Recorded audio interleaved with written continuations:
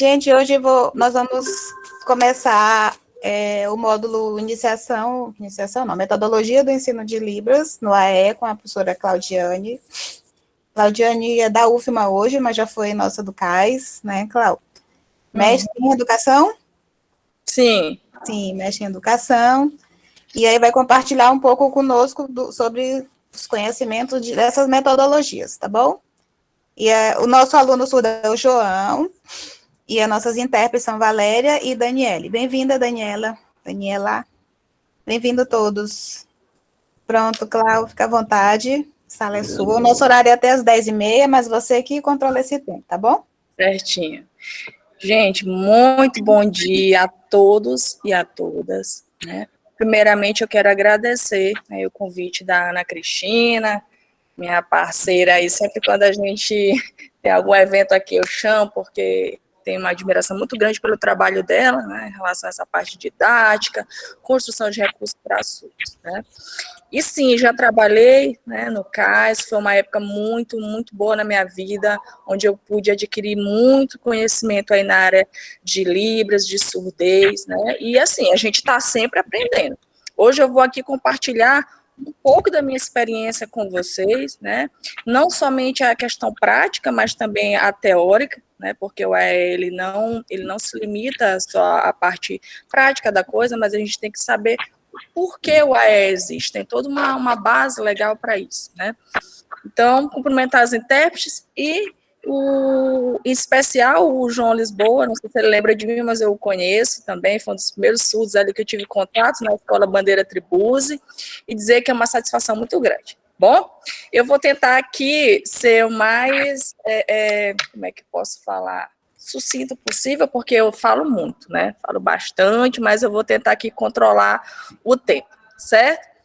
Bom, vou compartilhar aqui com vocês o slide e de antemão, assim, dizer que serão 2 dias, né? Então, hoje eu vou me deter um pouco a parte legal, a parte política, né?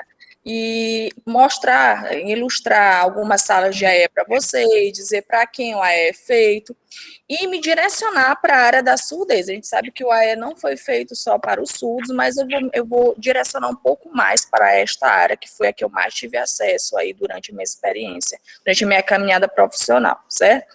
No dia 10, eu irei direcionar mais para a parte documental, as fichas do AE, os estudos de caso, os quais eu já tive acesso, e assim vocês podem também intervir, né? Porque será, assim, um diálogo, certo? Eu não quero aqui ficar falando horas a fio, né? E aí vocês, em qualquer momento, vocês podem intervir, não tem problema nenhum, certo? Então, eu vou aqui compartilhar com vocês. Primeiro, saber se o áudio está saindo direitinho aí, as intérpretes estão me ouvindo direitinho. Tá ótimo. Ok. Tá. Como eu disse para vocês, eu vou direcionar para a área da surdez. Então, eu coloquei aqui, já tá dando para aparecer aí? O slide? Primeiro slide? Sim, tá. Sim. Muito bem. Então, A é para pessoas com deficiência auditiva e surdez. Então, eu vou direcionar para esta área, certo? Então, para quem é feito a E? Para quem é feito a E? Antes de tudo, entender que nada do que aconteceu na vida do surdo foi dado, né? Foi de graça, né? Vocês aí muito sabem disso, né? Já devem saber disso, que tudo foi fruto de lutas, né? De movimentos dos surdos, para que hoje a gente tivesse, então, a educação como está. Ou seja, a gente já tem um curso de Libras, a gente já tem o CAIS, né, a gente já tem uma associação, então são instituições sociais e educacionais voltadas para a área da surdez, mas que não foram dadas de forma aleatória, foi fruto de uma luta política, de uma articulação política e social. Isso é muito interessante a gente frisar, porque, dizendo assim de uma forma bem formal para vocês, nada foi de graça.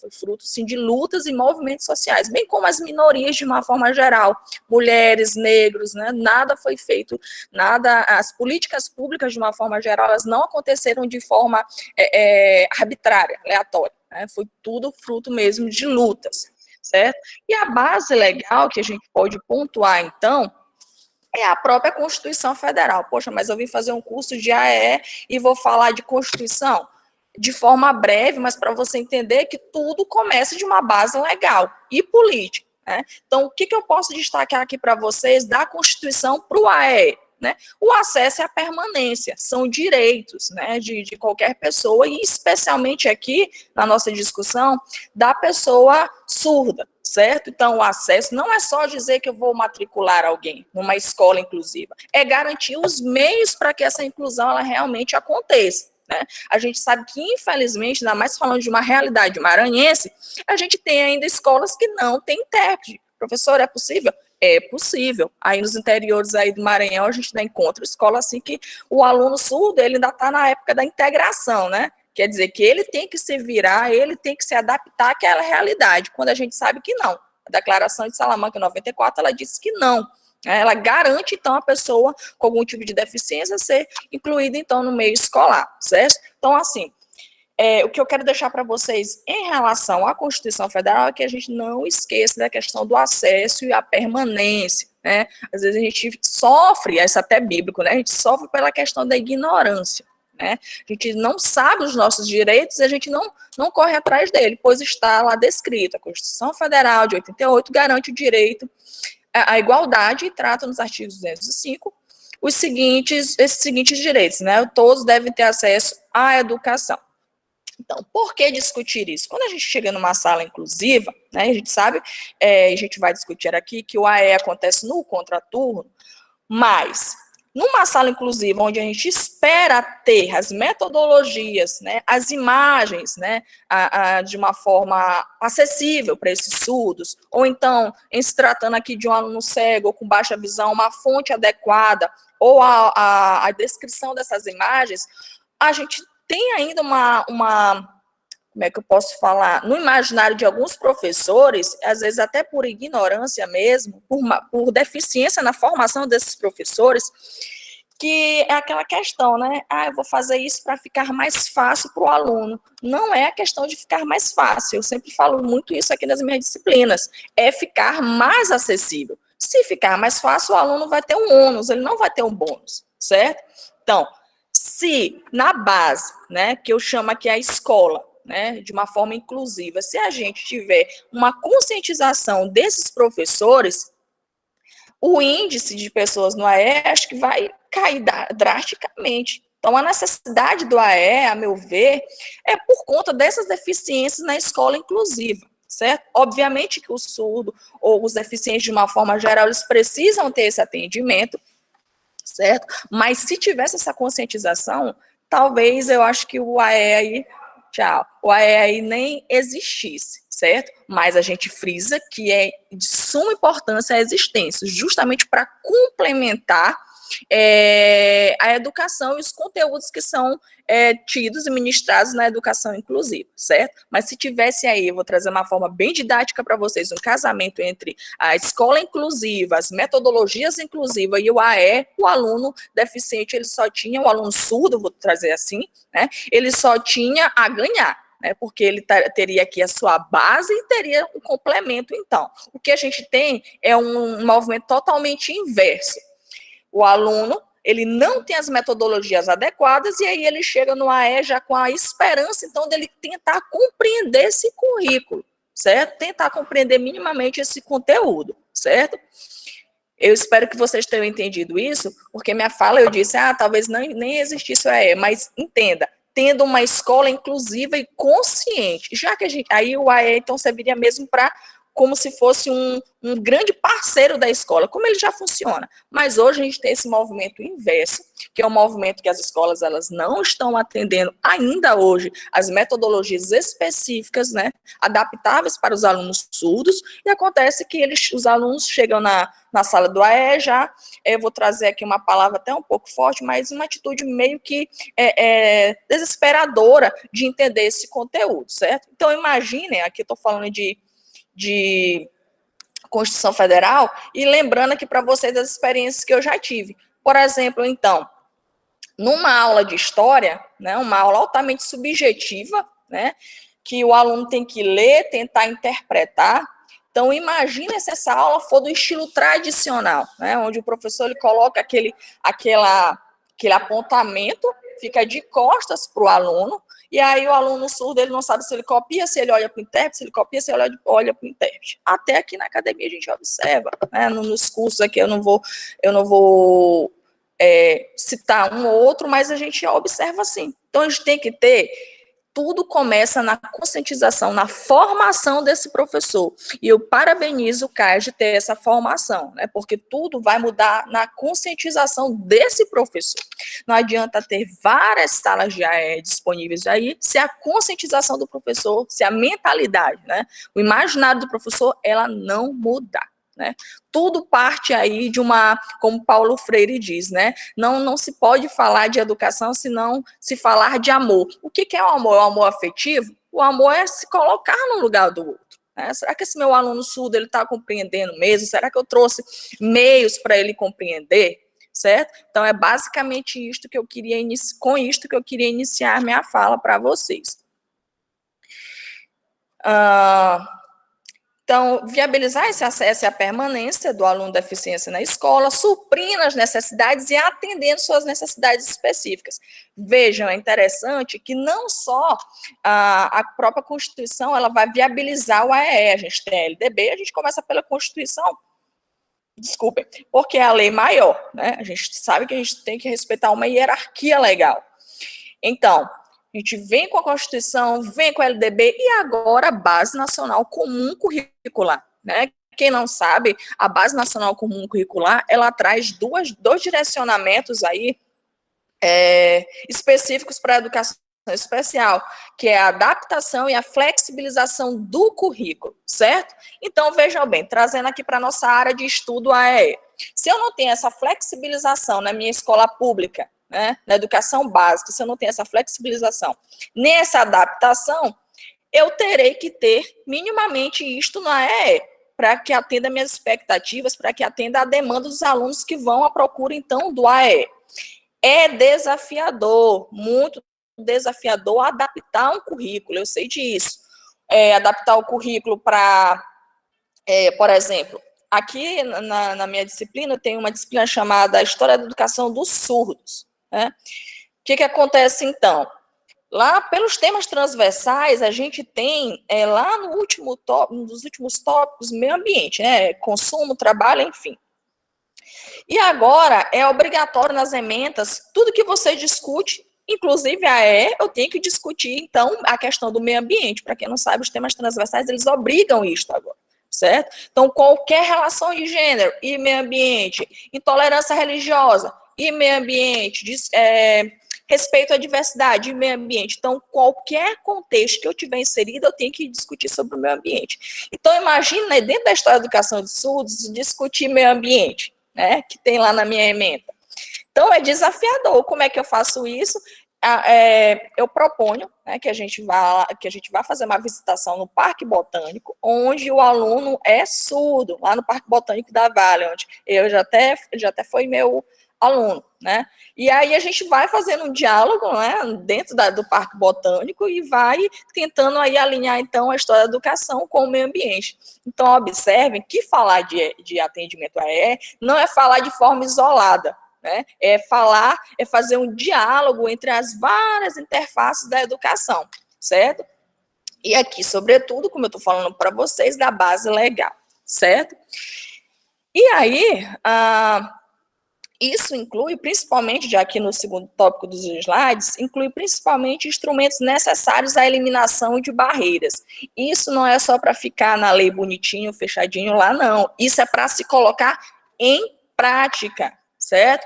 Então, dentro da sala do AES, se eu tenho uma disciplina, como eu falei para vocês, de história, subjetivo, uma disciplina que demanda muita leitura, o professor ele tem que ter estratégias, né? E eu gosto muito de sugerir a questão do mapa conceitual, ou mapa mental, como vocês quiserem. Eu utilizo muitas minhas disciplinas teóricas, né? Onde eu vou fazer ali um link de ideias, palavras-chave, vou contextualizar em uma página, geralmente um texto aí de, sei lá, de 10 páginas, eu tento contextualizar e deixo uma página, né? Para ficar mais visível, para o surdo conseguir conectar as ideias, certo? Então, assim, são estratégias que não tem no livro de receita, não tem no livro de didática, nem Libani, nem Jussara Hoffmann, ela vem falar sobre isso. A gente que tem que adaptar essas teorias a nosso favor, certo? Nós, como professores, nós somos os primeiros a perceber essa realidade do nosso aluno, e a partir disso, observando a realidade desse aluno, eu vou capturar ali estratégias para trazer, então, para o ensino. Esse meu aluno gosta de música, esse meu aluno gosta de receita, esse meu aluno gosta, sei lá, de alguma série. A gente tem que usar essas estratégias atuais a nosso favor, porque isso vai gerar o quê? A aprendizagem significativa. O que é isso? Eu olho, me identifico com o conteúdo e começo a compreender aquele conteúdo, certo? Então, tudo isso aqui que eu estou falando parte pelo viés político, didático, metodológico, certo? Não se detém especificamente ao AEE, mas é um diálogo, então, entre as várias áreas aí da educação, certo? Então, já falando já sobre a LDB, sobre a Constituição Federal, né? A Constituição Federal orienta então, que esse atendimento ele aconteça no contraturno, certo? Olha só, o que acontece? Quando você recebe no AE, aqui não é a Constituição Federal, perdão, aqui é a Política Nacional de Educação Especial, viu? A ressalva aí, tá bom? Que eu vou já falar dessa política. Me desculpem aí, por favor, intérprete, só corrija, por gentileza. Política Nacional de Educação Especial, que a gente vai falar adiante. Vejam só, quando a gente vai receber um aluno com algum tipo de deficiência, a gente pensa, então, por exemplo, aluno surdo. Já aconteceu, né, de ter um aluno surdo que ele não tinha só a questão da surdez, né, tinha como é que eu posso falar? Uma dificuldade motora, né? Uma dificuldade, né? O aluno escrevia e quando ele escrevia, as letras elas ficavam assim, desalinhadas, digamos assim, certo? Então, assim, o professor que vai trabalhar com o aluno surdo na ele tem que ter essa mentalidade, né? Como é que eu vou trabalhar com esse meu aluno surdo, sendo ele surdo, e algumas, às vezes, com baixa visão, e algumas vezes com mobilidade reduzida, alguns autistas. Então, veja, uma vez que eu sou professor do AEE, eu tenho a palavra-chave, como eu já disse para vocês, a conscientização e também a formação. Eu não vou só ficar me reclamando, mas eu não fui formada para isso, mas eu não conheço isso. Eu sei das dificuldades do professor, mas o professor tem que buscar ajuda. Essa ajuda ela pode ser uma ajuda profissional, pode ser na sua formação, certo? E o próprio conhecimento, certo? Então, a primeira coisa que eu vou fazer, pelo menos foi o que eu fiz, era comunicar a minha gestora, né, das dificuldades e aí buscar opiniões, buscar ajuda, buscar leituras para atender esse meu aluno. Porque se eu me conformar na deficiência da minha formação, por exemplo, mas dentro do curso de pedagogia eu não tive nenhuma cadeira que direcionasse para isso. Uma pessoa que vai ser atendida no AEE, que não tem só surdez, eu não tive, eu não tenho como atender. Professor, mas assim, a gente tem o compromisso de ensinar esse aluno, né? Eu não estou dizendo aqui que o professor ele vai ser uma mulher maravilha, que ele tem que resolver tudo, mas ele tem que tentar atender esse aluno, né? Ele não pode deixar seu aluno avulso, porque isso vai configurar uma integração, a gente vai voltar a 20 anos, 25 anos, né? E nós não queremos retroceder, nós queremos avançar. Né? Então, assim, antes de tudo, antes de compartilhar conhecimento aqui hoje com vocês, eu quero principalmente deixar uma injeção de ânimo, né? Porque a gente sabe com essas deficiências da educação, a gente fica mesmo desacreditado, né? Mas dizer para vocês que a gente não muda, é que nem aquela história do médico, né? O médico, ele corre o risco de matar um por vez. O professor, né? Obviamente, numa linguagem figurada, ele pode digamos assim, arruinar os sonhos de vários de uma vez só. Então, o professor ele tem que ser uma referência, inclusive no AEE, onde o aluno vai buscar apoio. Eu tenho minhas reservas com atendimento, porque eu acho assim, uma expressão um pouco técnica, mas eu acredito que seja um apoio, um complemento mesmo, né? Então, o professor tem que ser um incentivador. Quando o aluno vai para o AE, o professor que está ali atendendo ele se torna uma referência, né? É como se ele se identifica com aquele professor que está usando a mesma língua dele, né? Que sabe, por exemplo, o braille. Então, tem uma relação de proximidade maior que ele não vai ter necessariamente numa turma de 40 pessoas na educação básica, né? Então, o professor tem que se permitir deixar o aluno mais à vontade mesmo, um aluno mais confortável, porque o aluno ele espera isso do professor do AE, certo? E aí, para quem quer sugestão de leitura, né, eu gosto muito das leituras dos livros de Paulo Freire, que os livros deles falam muito dessa questão, né, da educação, que não se pode falar de educação com amor, sem amor, perdão, que a educação, ela permite a emancipação, a liberdade da pessoa, certo? Então, essa injeção de ânimo que eu queria deixar para vocês hoje também, certo? Então, nessa perspectiva, né, entendemos que o AE é um conjunto de atividades, de recursos de acessibilidade organizados institucionalmente prestados. Como assim? A sala do AE, ela não é organizada em qualquer local, não. Ela tem que ser prioritariamente numa instituição, né, uma instituição educacional, e isso já é direcionado pelo próprio MEC, certo? Então, principal característica, sempre no, visa, né, dar esse atendimento para aluno com deficiência, sempre no contraturno, e tem que ser numa sala, tem que ser numa instituição, né, educacional, certo? Parece óbvio, né, mas o óbvio às vezes mente, né, obviamente mente. Tem que ser numa instituição. E isso está lá direcionado pelo MEC.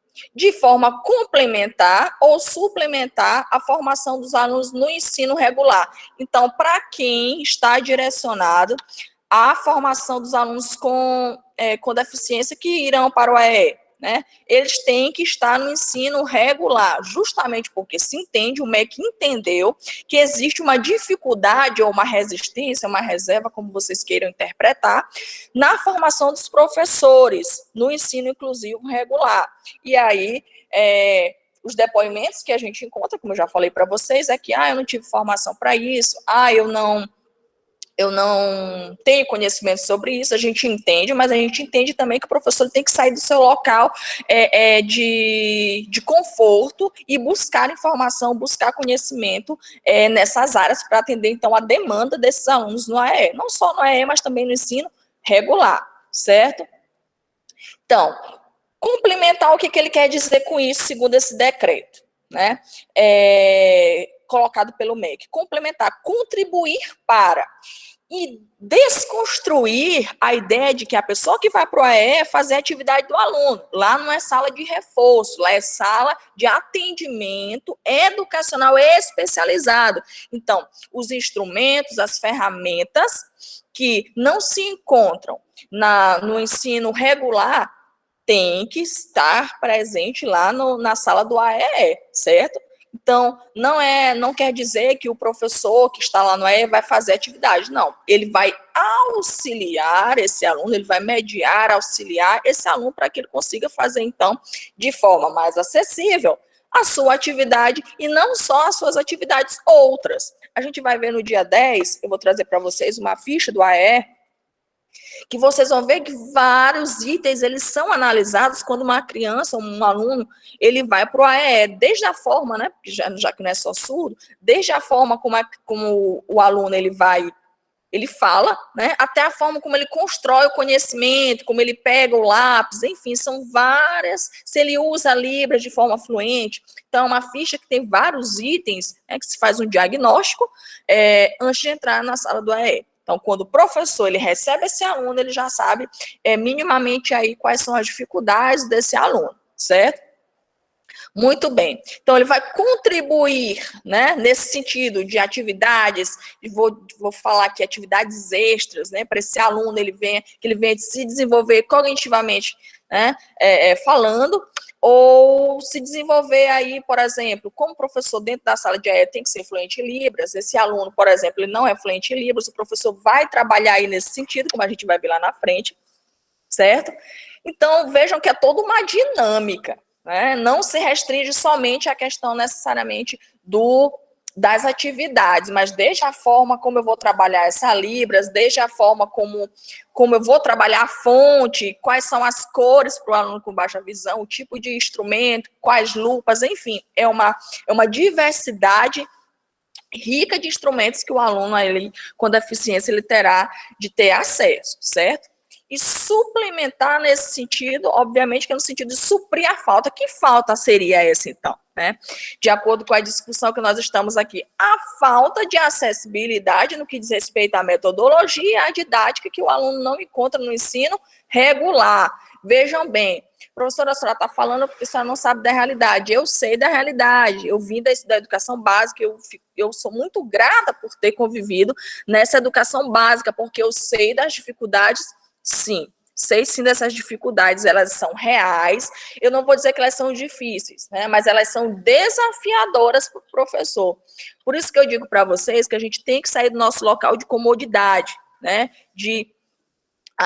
Não tem material específico para isso. Crie. Eu acho muito interessante a Ana Cristina, porque ela pega materiais que são aí, digamos, que não são acessíveis, e ela transforma esse material, né, no que diz respeito aí, ao que eu tive acesso a ela, foi a questão do português para surdos, e ela transforma esse material em acessível. Né? E eu faço questão dela sempre ser minha parceira, porque eu só tenho a aprender com ela em relação a isso. Né? Ela transforma os materiais. Então, vejam, ela cria parte da percepção dela, da Ana Cristina, e assim como pode ser Ana Cristina, pode ser Isabel, pode ser Raquel, pode ser vários de vocês aqui. Né? Então, parte da percepção desse aluno.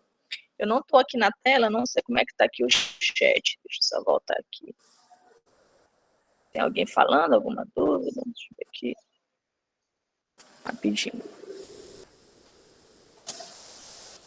Depois eu volto aqui, porque a internet está um pouco lenta até que carrega o chat. Mas eu acho que não tem nada, não.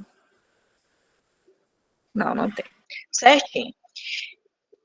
Não se assusta com a quantidade de slides, que é para os 2 dias, viu? Se quem estiver vendo aí o número de slides. Muito bem. Então, vamos avançar um pouquinho aqui. Certo. É até 10h30, né, Ana Cristina? É isso? Sim, até 10h30. Tá. Isso, 10h30. Certinho. Tá. Então, entendam. Complementar, porque eu vou contribuir para esse aluno surdo, vou contribuir, eu vou, entre aspas, né, extrapolar os limites que a escola, no que diz respeito ao conteúdo, ela proporciona para esse aluno surdo, e eu vou suprir essa falta que ele encontra lá na educação, no ensino regular, certo? Professora, mas o que eu vou ter de norte para eu entender isso? Assim como o professor tem um plano de aula lá, no AE, eu vou ter essa ficha que eu vou apresentar para vocês. Essa ficha ela vai ser com termômetro. Oi. Não? Essa ficha do AE específica, que é da CEMED, que eu vou utilizar com vocês, é bem recente, é de 2018, eu considero recente. Ela vem justamente para funcionar como se fosse um termômetro aí para saber em que nível esse aluno está, certo? Muito bem. Vou avançar aqui um pouquinho. Bom, eu não posso falar de AE, eu estou tentando aqui fazer um diálogo entre as políticas e a realidade do AE, e eu não posso falar do AE sem falar da Política Nacional de Educação Especial na perspectiva inclusiva. Essa política, meus queridos e queridas, ela é de leitura obrigatória para quem trabalha com educação especial. Tá? É um documento, salvo engano, aí de 16 a no máximo 17 páginas, e ela é, sim, de leitura obrigatória, certo? Oi. Então, essa política, eu disse para vocês que vem falar, ela vem dar um sinal já para a BNCC, né, que vem depois dela, que é de 2018, 2017, virado 2018, ela vem, como é que eu posso falar? ela vem sinalizar de que forma essa questão do currículo, das metodologias, elas devem acontecer na educação inclusiva. E sempre lembrando, não é deixar o conteúdo fácil, é deixar o conteúdo acessível. Isso vale, inclusive, para o AE. Né? Tem um microfone aberto aí. Pronto. Muito bem. Já eu saio dessa parte legal. Eu sei que a gente às vezes acha um pouco assim enfadonho, né, falar dessa parte política, mas aí é que está. A parte política é que vai nos dar a base para a parte prática, certo? Enfim, então essa Política Nacional de Educação Especial, que eu estou dizendo para vocês, na perspectiva inclusiva, que eu disse para vocês que é de leitura obrigatória, né?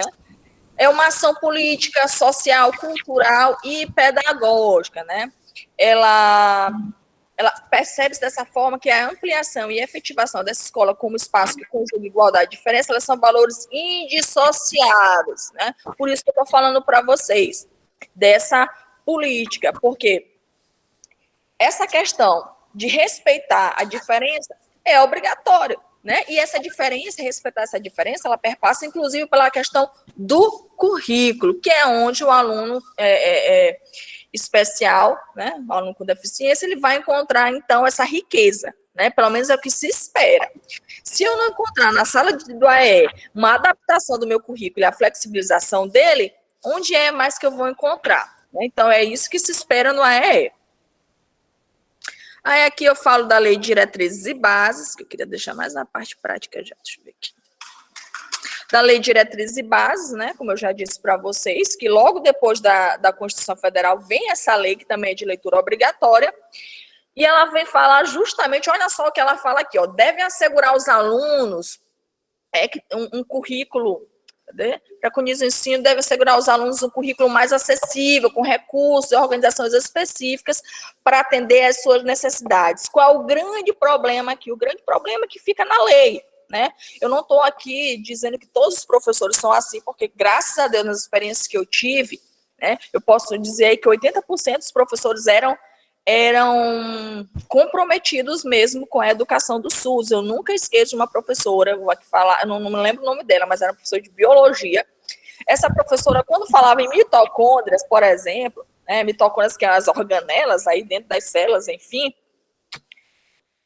ela trazia, ela mesma desenhava as mitocôndrias, as organelas, e o surdo só chegava e reconhecia as partes da célula, né? E era muito interessante, porque no lugar dela ficar falando horas a fio, ela trazia a imagem que fala por si só, né? Qual o resultado disso? É o sucesso do aluno, é o sucesso da aprendizagem do aluno. Então, observem que não é deixar fácil, é deixar acessível. Ela deixou o material didático acessível, o surdo compreendeu, e isso desencadeou o quê? O sucesso da aprendizagem desse aluno. Quando é um movimento inverso, o que vai desencadear? O fracasso desse aluno. E aí os alunos são taxados de, eles não conseguem entender, não sei, esse aluno não estuda. Não é isso. Entendam. O grande ponto aí de partida é justamente a didática, a metodologia acessível. Certo? Então, vamos lá. 3 momentos didáticos pedagógicos no AE. Detalhe. Vocês já devem ter ouvido falar de Sala de Recursos Multifuncionais, SRM, certo? E AE. Qual a diferença, então? Né? Alguém sabe a diferença que queira compartilhar aqui comigo? CRM, Sala de Recursos Multifuncionais para o atendimento educacional especializado. Qual é a diferença aí? Alguém sabe? Que queira compartilhar? Eu não sei se eu vou estar no ritmo, mas eu vou tentar ajudar. Tá. Eu entendo assim, que o AEE, ele entra como um atendimento, como o próprio nome diz, especializado, para cada situação. Não sei se para surdo, para cada, eu vou usar o termo, não sei se eu estou sendo correta, deficiência, né? No caso, a questão da surdez, a questão da baixa visão, eu acredito que vai nesse ritmo do atendimento específico para cada situação, psicopedagógico, autista e tal. E a SRM, que no caso a sala, seria o espaço físico, vamos dizer assim, onde ao encontro de vários profissionais e onde a gente tem várias ações para que seja feito o AEE. Eu acho que é isso, professora. Perfeito. Não sei se eu estou falando as formas corretas. Não, tranquilo. Perfeito. O atendimento é a questão mais humanizada, digamos assim, né? Estou fazendo um atendimento, a questão mais pedagógica. Quando eu falo de sala de recursos multifuncionais, eu estou falando mesmo da parte física, aquele aparato que nós encontramos disposto, então, na sala do AE.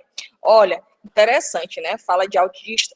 É muito interessante, porque, assim, eu confesso que eu tenho poucas leituras sobre autismo. No entanto, eu tenho uma disciplina aqui, do DETED, né? DETED, que é como se o antigo NEAD aqui, que é a educação à distância. A gente tem uma disciplina chamada Política Educacional Inclusiva, muito interessante. E aí eu tenho uma aluna que é mãe de um aluno autista, né? Então, falando para ela dessas questões da acessibilidade, da permanência, tudo, e mostrando para ela que é legal, que é obrigatório, no final da aula, que eu abri para perguntas, ela disse, professor, isso é tão bonito, eu queria que fosse realidade. Querida, é bonito e deve ser concretizado. Se não está sendo concretizado, para ser... Aí ela foi falar, né, que ela tinha um aluno, tinha um filho com autismo, eu só não sei qual nível do autismo ele tem, mas ela falou que ela matriculou em uma dada escola e as pessoas direcionaram ele para a sala do AEE porque a sala não tinha, a sala inclusiva, né, a sala no ensino regular, perdão, não é inclusiva, ela não tinha condições de atender aquele aluno. Então, vejam, né, quando eu penso que é um caso que acontece lá, bem longe de mim, está acontecendo muito próximo, né? Então, assim, a educação, ela vem, nesse sentido, ela vem avançando, mas, infelizmente, a passos lentos ainda. Então, tem muito que a ser feito ainda. Então, é muito louvável uma formação como essa, porque eu não vou mudar tudo sozinha, mas eu sou um componente, eu sou uma parte desse processo que pode mudar. Eu mudando minha mentalidade, eu vou reproduzir isso, eu vou transformando, na verdade, essa palavra reprodução eu meio que tiro do meu vocabulário, eu vou transformando a realidade dos meus alunos, das pessoas que eu vou ter no acesso, e aí a coisa vai mudando. Então, eu disse para ela, olha, se a coisa não está acontecendo, tem um órgão chamado Ministério Público, você faz uma denúncia, né? Por quê? Não foi o caso, porque depois as professoras se redimiram e aí foram fazendo o que eu estou dizendo para vocês, né? Foram se reinventando, se ressignificando, porque professor é isso, é um eterno aprendizado. Por isso que eu disse no início da minha fala, porque eu estou aqui compartilhando a minha experiência com vocês, mas eu aprendo também, né? Então, assim, nesse caso, a mãe ela tem que ir atrás mesmo, né? Se os direitos eles não são assistidos, garantidos, ela tem que ir atrás mesmo, porque é garantido, é normativo, é obrigatório, né? Então, às vezes, a gente não sabe o que fazer porque a gente não tem acesso a essas leis, a gente não sabe, né, da onde veio. O AE, ponto. Mas da onde o AE veio? Tem todo um histórico para isso. Então, por isso que eu fiz questão de começar, então, nessa discussão, certo? O conhecimento liberta, né? O mito da caverna, né? Conhecimento liberta. Então, é bom a gente ter essas discussões para a gente ter embasamento, né, legal para discutir sobre essas questões. E sim, querida, é isso sim, né? Essa é a diferença, consiste nisto. Então, os momentos didáticos, né, da sala do AE. Então, primeiro é feita a ficha, como eu falei para vocês. Só falei, né? Ainda não disse, ainda não expliquei com detalhes essa ficha. Mas eu vou explicar no dia 10. Então, o que acontece? Depois que eu faço esse diagnóstico, como eu sou professora de didática, eu vou dar aqui uma informação a mais. Quando eu estou em sala de aula, esse levantamento é feito a partir dos conhecimentos prévios, não é isso? Quando eu inicio minha aula, eu faço a discussão. Mas o que você conhece sobre esse assunto? Você já ouviu falar sobre isso? Conhece? Já ouviu falar? Enfim, eu tento tirar do aluno as experiências prévias dele.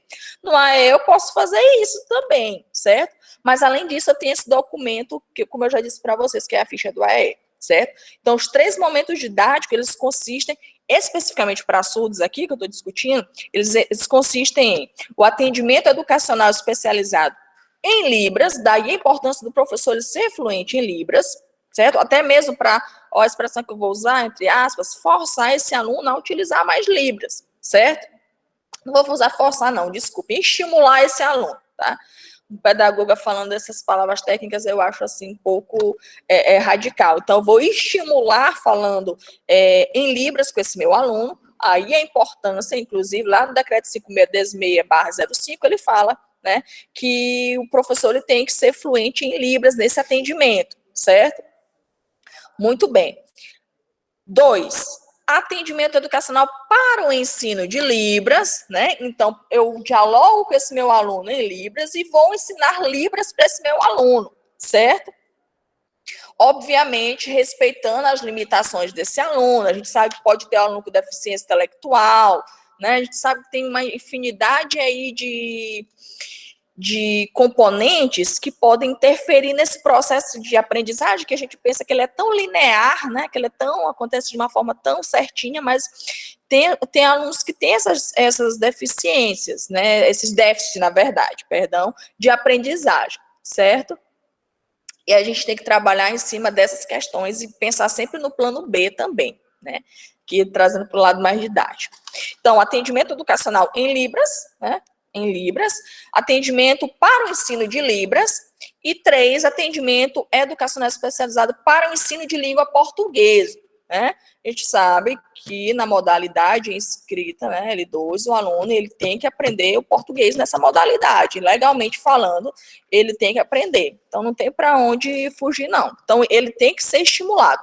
Então, o aluno vai para a sala Professora, do Oi. Só um minutinho, deixa eu só dar fazer interferência aqui. Falando da questão do aluno autista, bem aí, na questão quando ele está na sala do AE, ontem eu atendi um aluno, aí eu pedi para vir mãe e pai juntos, né? Porque, assim, o grau de autismo dele eu não soube identificar ainda, né? Não deu para identificar.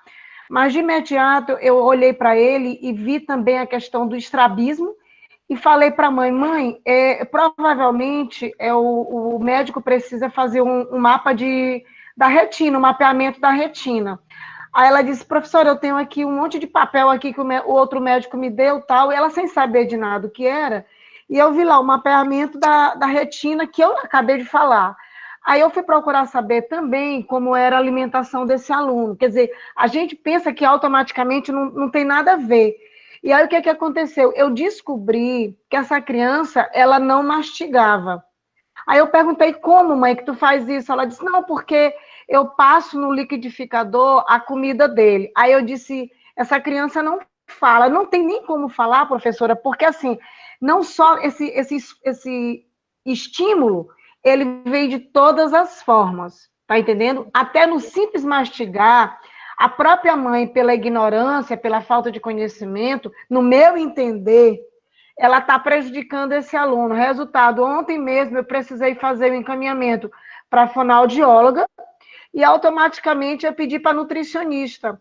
Aí ela disse, eu já estou sendo atendida por um médico da emergência. Eu disse, não, a senhora vai ser atendida pelo seu médico da área para fazer um acompanhamento e a gente ter uma rotina na ficha dessa criança. E ela não conseguia entender o que eu estava falando, assim, ela queria porque achava que o filho dela tinha autismo, porque já tinha tido um laudo, que ela tinha que levar só para o médico da emergência, e eu estou tentando mudar essa cultura de atendimento da mãe, quer dizer, a criança já tem essa deficiência, ela está achando agora que tudo vai ser rápido, e eu falei para ela, mãe, nós não vamos fazer mais milagre, nós temos que caminhar de uma forma coerente, de uma forma.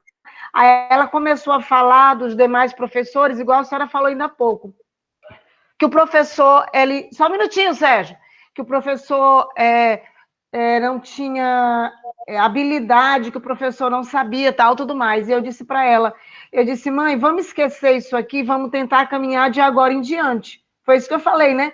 E tentei resolver essa questão médica de uma outra forma, da equipe multifuncional. A minha sala ainda não está funcionando, sua sala lá de recursos, que ela entrou numa reforma, mas a gente está tentando moldar a questão do pessoal que era do NASF, entrar em parceria com a sala de recursos para a gente atender todo mundo. É a forma que eu estou encontrando de fazer, porque não tinha esse atendimento, tá entendendo? E eu estou tentando fazer da melhor maneira possível. E essa criança com autismo é uma das piores coisas que nós temos aqui, é a criança com autismo e a questão da deficiência mental, que é uma coisa que eu estou sofrendo muito com essa situação. Ontem eu peguei uma criança, eu não sei se eu vou pronunciar direito o nome, mas é síndrome de Mobs, eu acho que é isso, Mobs, a senhora conhece isso aí? Mobs, acho que é Mobs o nome. Muito estranho, a criança, a faringe dela, a laringe, ela não produz uma questão para sucção. Eu não entendi direito ainda. Então, como é novo para mim, eu estou falando aqui na ignorância, mas eu vou também procurar estudar. E agora, essa questão do autismo tornou uma questão tão desafiadora para mim, que agora é uma questão de honra, vamos dizer assim, de eu procurar melhor a questão do autismo. E eu vou me especializar nessa questão do autismo.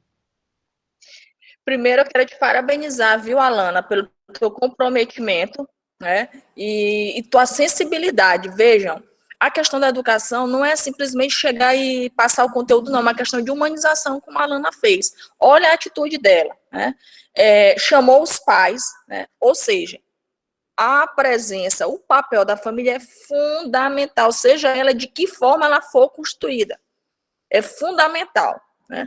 Segundo, ela ficou, como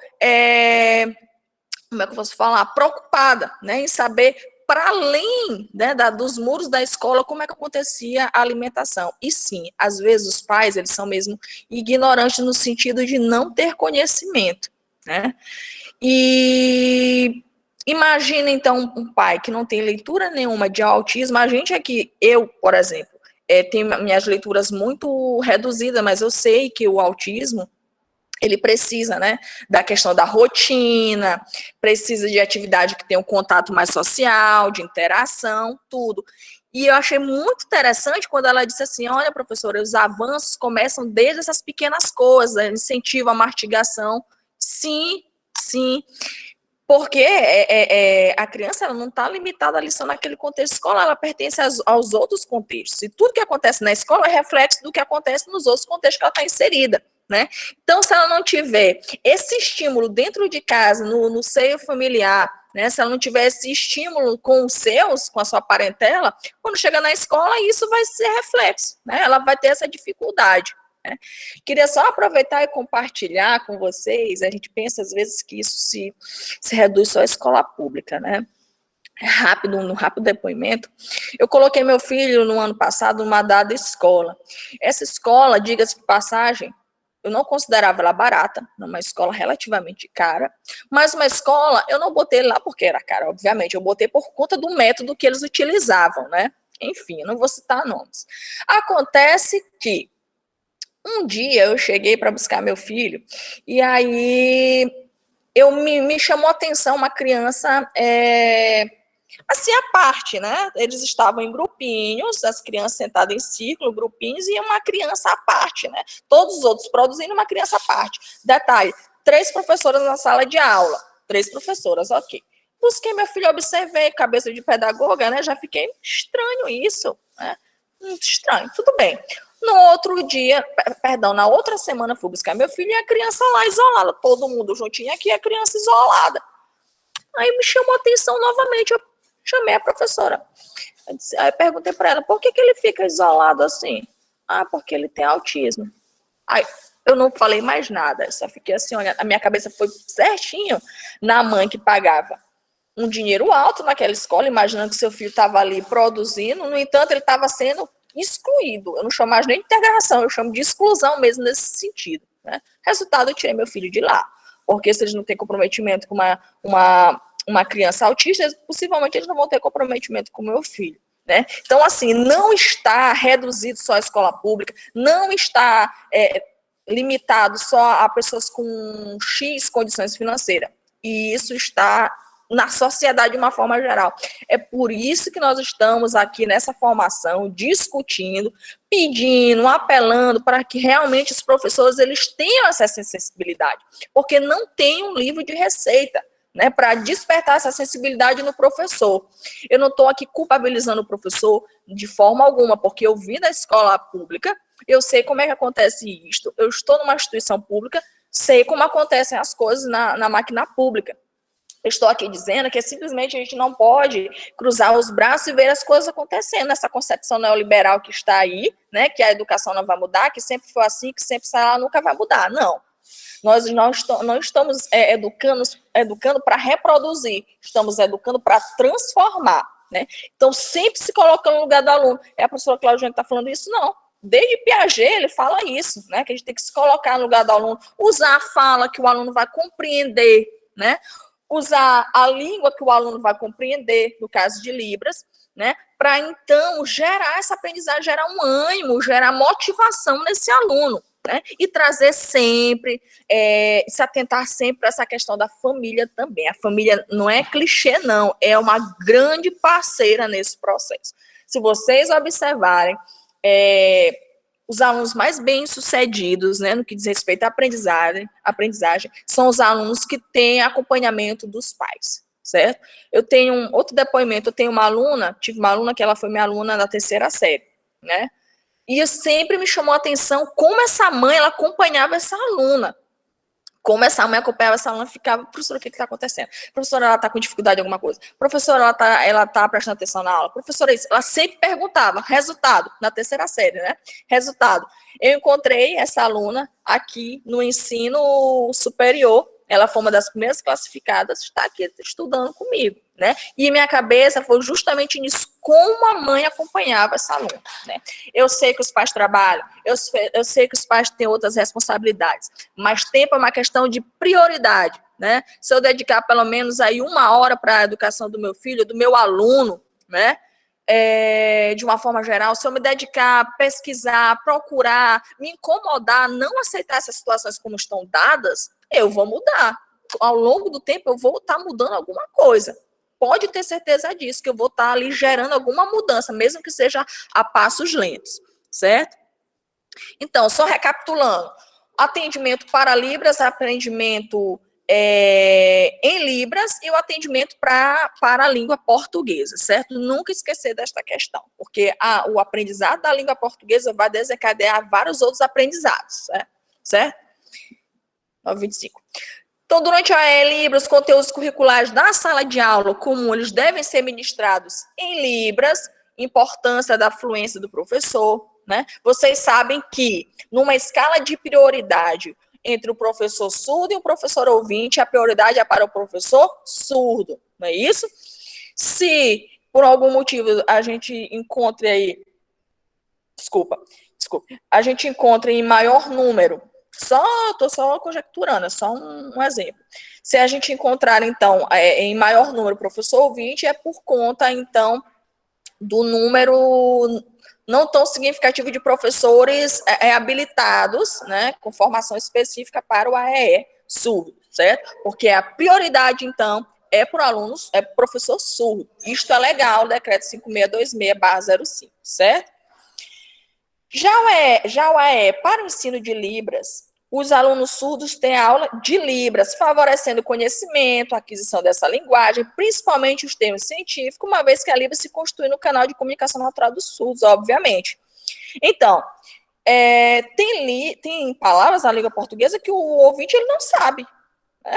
Então, pode acontecer que o surdo também não conheça algumas palavras. Então, o professor, a partir de um diagnóstico, a partir de leitura de textos, diga-se de passagem, na perspectiva do letramento, né, que eu vou contextualizar ali textos de cunho político, de cunho de acontecimentos que estejam em voga.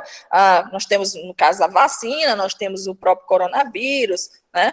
Questões que estão em voga, respeito à mulher, né? A questão da violência doméstica, tudo isso eu posso trabalhar com meus alunos, e aqui eu falo especialmente ao EJA, que também eu me foco muito nessa questão, né? Da questão da alfabetização dos alunos no EJA. Certo? Então, tudo isso eu posso utilizar de estratégia e isso vai gerar uma aprendizagem significativa, porque eu vou ver o que está aí em voga na sociedade, coisas que estão sendo discutidas na sociedade, estão sendo noticiado todo dia, músicas, enfim, coisas da cultura, e vou trazer para a minha sala de aula, no ensino de Libras ou para Libras ou no ensino de língua portuguesa, certo? Além disso, o aluno surdo ele deve participar do AE para o ensino de língua portuguesa, por meio do qual se apropria dessa língua prioritariamente nessa modalidade escrita, né? Com esse atendimento, se pretende que o aluno surdo desenvolva sua competência linguística e textual. Entenda, ainda hoje nós temos, eu não vou falar pessoas específicas da área da educação, mas pessoas de uma forma geral que não entendem a especificidade da escrita do surdo, né? Então, entenda que por conta de não se utilizar tanto a questão dos conectivos, esse aluno, então, ele não entenda um dado conteúdo, né?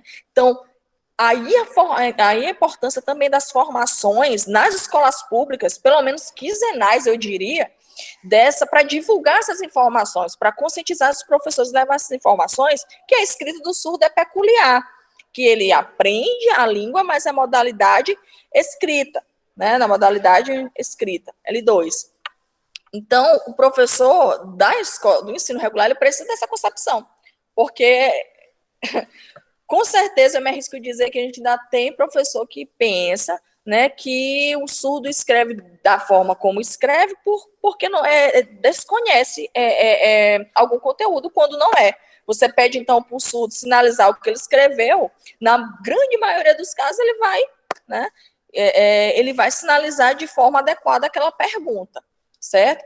Então, é basicamente nesse sentido o atendimento. Então, recapitulando aqui rapidamente, atendimento para Libras, né, onde eu prioritariamente terei que ter o professor surdo, na falta dele, um professor fluente em Libras, certo? Utilizando a questão do currículo escolar.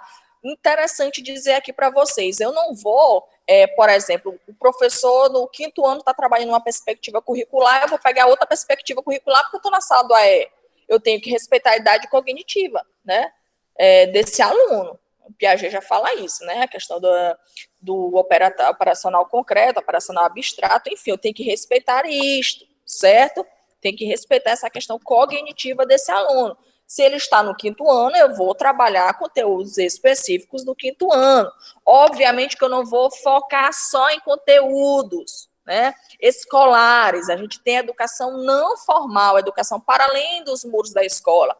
E uma crítica aqui também. A gente observa que as escolas elas estão assim numa corrida para cumprir os 200 e alguma coisa de dias letivos. E aí o que acontece é um silenciamento das discussões que estão em voga aí, a questão da importância da vacinação, a importância da desigualdade social que ficou aí escancarada durante a pandemia, a fome, a questão do desemprego, enfim, são questões que estão dentro dos temas transversais que devem estar sendo discutidas dentro da educação e não são, né? Porque se tem uma corrida aí desenfreada para terminar esses dias letivos, porque se tem o Enem, é louvável, mas a Constituição Federal, ela fala o seguinte, que a escola ela tem que formar o aluno para o mercado de trabalho e a questão da formação humana. Por isso eu parabenizei a Alana. Ela demonstra, então, ter essa questão bem aguçada da formação humana. A escola, ela não é um maquinário só de depositar conteúdo. Ela forma cidadãos, ela forma cidadãos críticos, políticos, e os SUS estão inclusos nesse processo, certo? Então, o AL não deve, como é que eu posso falar aqui para vocês, estar alheio a essas questões. Eu posso, sim, trazer temáticas que estão aí em voga, né, estão em discussão na sociedade, para trazer, então, como estratégia de conteúdo de ensino, certinho? Só para vocês... um desabafo aqui para vocês que eu tenho observado muito, né? A escola ela tem agido como, parece que está tudo normal, tudo colorido, tudo normal, né? Quando as coisas não estão, né? E a escola é um aparelho ideológico do Estado, ou seja, o professor ele tem poder de inculcar, de transformar a mentalidade desse aluno e ele deve, inclusive, dentro do AE, utilizar aí dentro dessa posição de formador de opiniões e incentivar e estimular seu aluno no lado mais crítico, seja ele da educação infantil até o ensino médio, certo? Tá, aqui eu vou falar de forma bem resumida que as orientações do MEC, né? Enfim, a questão da elaboração, da estratégia, enfim, eu tirei exatamente como está lá no MEC, nas orientações do MEC. A organização, as estratégias pedagógicas, a saber, a própria ficha, né, feita de forma antecipada a entrada desse aluno, certo? A articulação, o diálogo, muito interessante, o diálogo que tem que ter, que tem que existir entre o professor do AE, né, o instrutor de Libras, por exemplo, neste caso, ele tem que ter um diálogo, sim, com este professor do ensino regular. Interessante que na ficha que eu vou mostrar para vocês, o que a gente vai observar?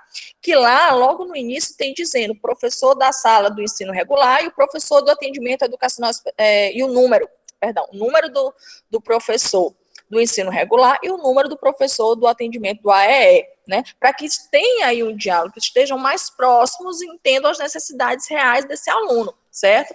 Então, é aquela questão, né? Tudo se resolve com o diálogo. Olha só, aí eu lembrei da Alana, orientação aos professores de ensino regular e às famílias sobre os recursos utilizados pelo aluno, não é só recursos, é as limitações também, né? A questão da interface com as áreas da saúde, daí a fala dela trouxe, né, de forma bem feliz, quando ela diz que ela busca no nutricionista, ela busca, quando ela incentiva, na verdade, a mãe a sair da questão do clínico geral e ir para um médico mais especializado. Muito interessante isto.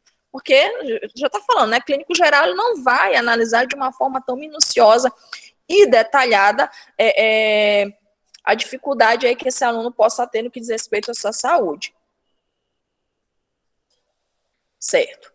Então, essas salas de recursos multifuncionais, eu já vou trazer aqui as imagens e mostrar para vocês. Já vai sair dessa parte mais legal e política. Certo, essa sala de recursos multifuncionais, qual é a slide que eu estou aqui? Peraí, tá. Essas salas de recursos multifuncionais, então, elas são disponibilizadas o quê? Os equipamentos de informática, os mobiliários, atendendo a questão dos alunos com mobilidade reduzida, os materiais pedagógicos, detalhe, esses materiais pedagógicos, eles podem ser produzidos pelos alunos, pelos professores e pelos alunos. Digo, inclusive, que tem que ser produzido pelos alunos, porque vai estar estimulando nessa construção, né? Na construção do recurso didático, vai estar estimulando, então, a parte cognitiva desse aluno, certo? E se, diante de tudo isso, de toda essa responsabilidade do professor do AEE, ele não tiver, digamos assim, as portas abertas da escola para que isso aconteça, a coisa fica inviável. Então, cabe ao professor e ao sistema de ensino a seguinte contrapartida, qual é? A disponibilização desse espaço para a implantação dos equipamentos mobiliários, materiais didáticos e pedagógicos para o professor atuar na sala do AEE. Quantos de nós já não tivemos a experiência de a gente estar com uma ideia, uma metodologia tão boa na nossa cabeça para desenvolver com os nossos alunos e às vezes a gente acaba sendo barrado, né, de alguma forma, para executar essas atividades. Isso é minimamente frustrante, né? Então, assim, que as escolas, elas devem disponibilizar o espaço, o material didático, né, e a questão da acessibilidade de uma forma geral, para que o professor ele possa doar, ele possa atuar de forma satisfatória, de forma profissional mesmo com os seus alunos, certo? Lembrando que o atendimento educacional especializado, ele é parte, o professor da ele é parte de uma equipe multifuncional. Vejam, já foi discutido sobre o próprio fonoaudiólogo, o professor, por que não dizer a própria coordenação da escola, né? O médico, enfim, é uma equipe toda para atender esses alunos, certo? Muito bem. Aqui tem alguns direcionamentos, eu vou deixar esse slide disponível, já deixei com a Ana Cristina, quem quiser ter acesso depois sem problema nenhum. Tá. Então, no atendimento educacional especializado, o aluno surdo, né? Ele tem que ter a continuação do processo, se for um aluno ainda está em processo de alfabetização, ele tem que ter sua alfabetização, a continuação dessa questão da alfabetização dele, né? E como é interessante a parceria no processo de alfabetização, na verdade, turma, que é um processo árduo, mas é um processo muito satisfatório quando você observa que seu aluno já sabe reconhecer as letras, as sílabas complexas e simples também, né? Então, é importante, sim, ter essa continuação. Então, no ensino regular está tendo essa questão da alfabetização, o professor está trabalhando na perspectiva do letramento, então, no AES que se trabalhe também nessa perspectiva, né, do letramento, certo? Um grande detalhe aqui, mais a título de informação, né? A gente sabe da questão da alfabetização, tudo, o método fônico. Esse método tem uma ressalva muito grande, porque não é um método utilizado para as crianças surdas, porque ela utiliza, então, a questão do som, certo? Para a gente ter muito, muito cuidado com essa questão desse método, certo? Ele é inapropriado, digamos assim, porque utiliza a questão dos sons. Estratégia Estratégia pedagógica, né? Para minimizar essa problemática, os professores eles devem promover a leitura da língua de sinais. É o estímulo mesmo dessa língua, ensinar a escrita de sinais. A gente sabe que tem uma dificuldade muito grande nessa aprendizagem, mas também a gente tem que começar essa discussão dentro das escolas públicas. Ano passado, salvo engano, acho que foi ano retrasado, não, foi ano passado mesmo, a gente teve o programa aqui na universidade, Foco Acadêmico, e a gente levou a escrita de sinais para a escola bilíngue, foi muito interessante, né? Ver as crianças ali utilizando a escrita de sinais, mesmo de uma forma limitada, respeitando as suas limitações mesmo. A gente fez uma introdução ali com o projeto da professora Nilza, acho que vocês devem conhecer, e o Rubens também trabalhou com a gente, e a gente trabalhou, então, essa questão da escrita de sinais dentro da escola bilíngue com as crianças, foi muito interessante, certo?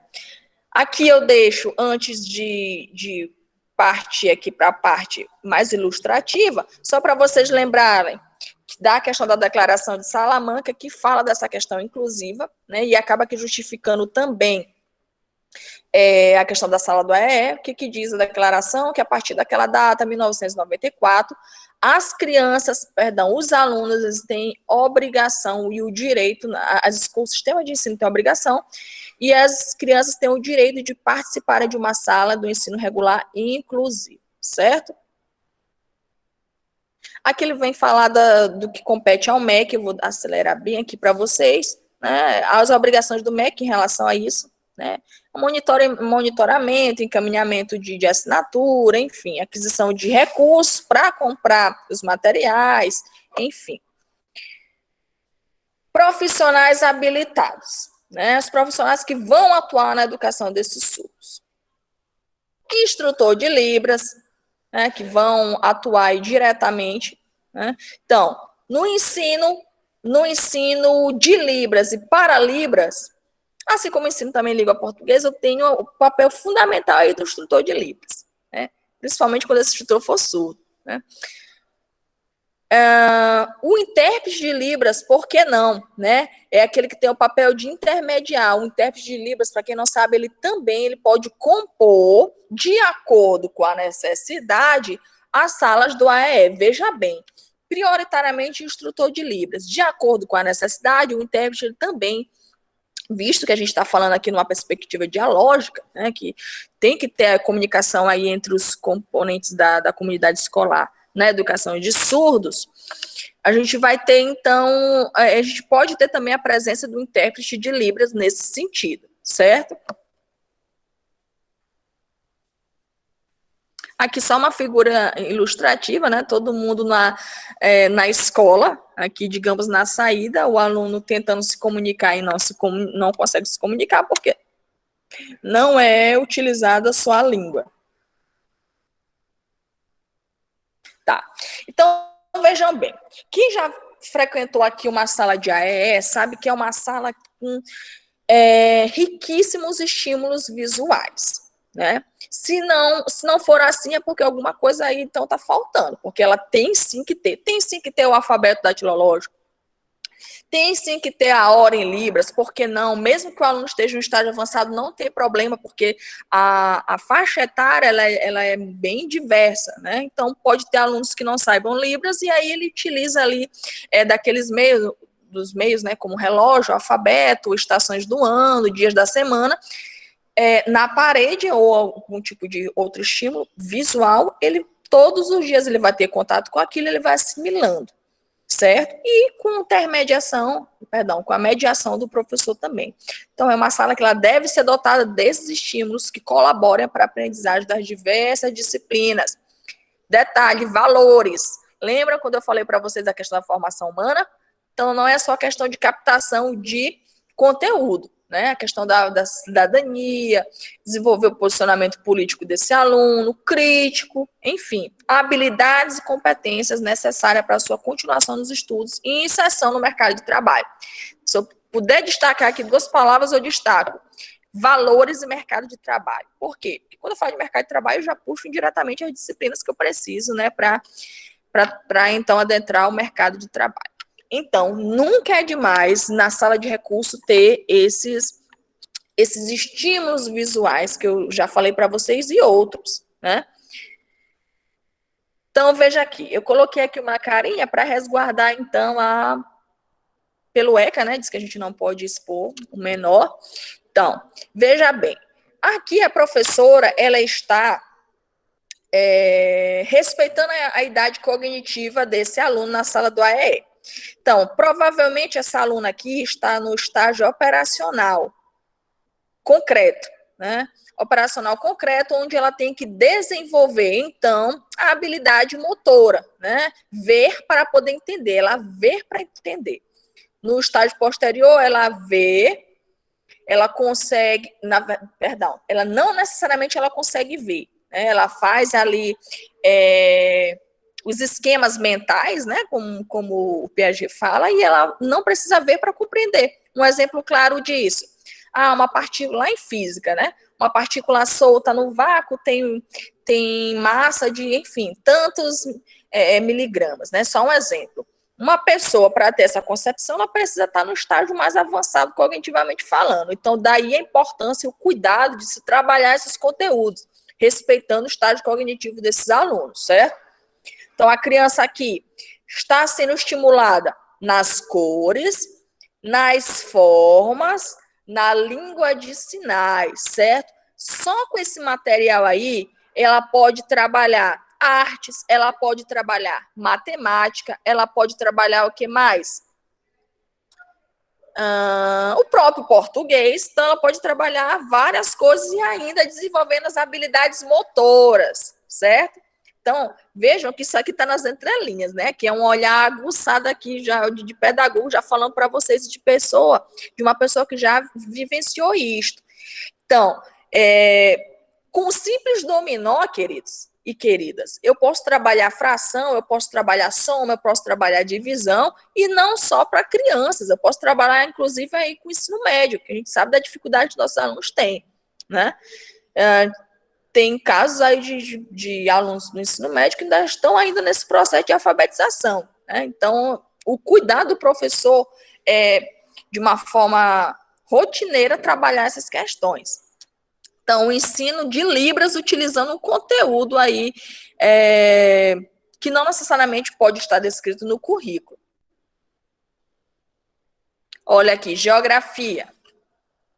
América, né? Não dá para ver se é América ou América do Sul, acho que não dá para ver exatamente.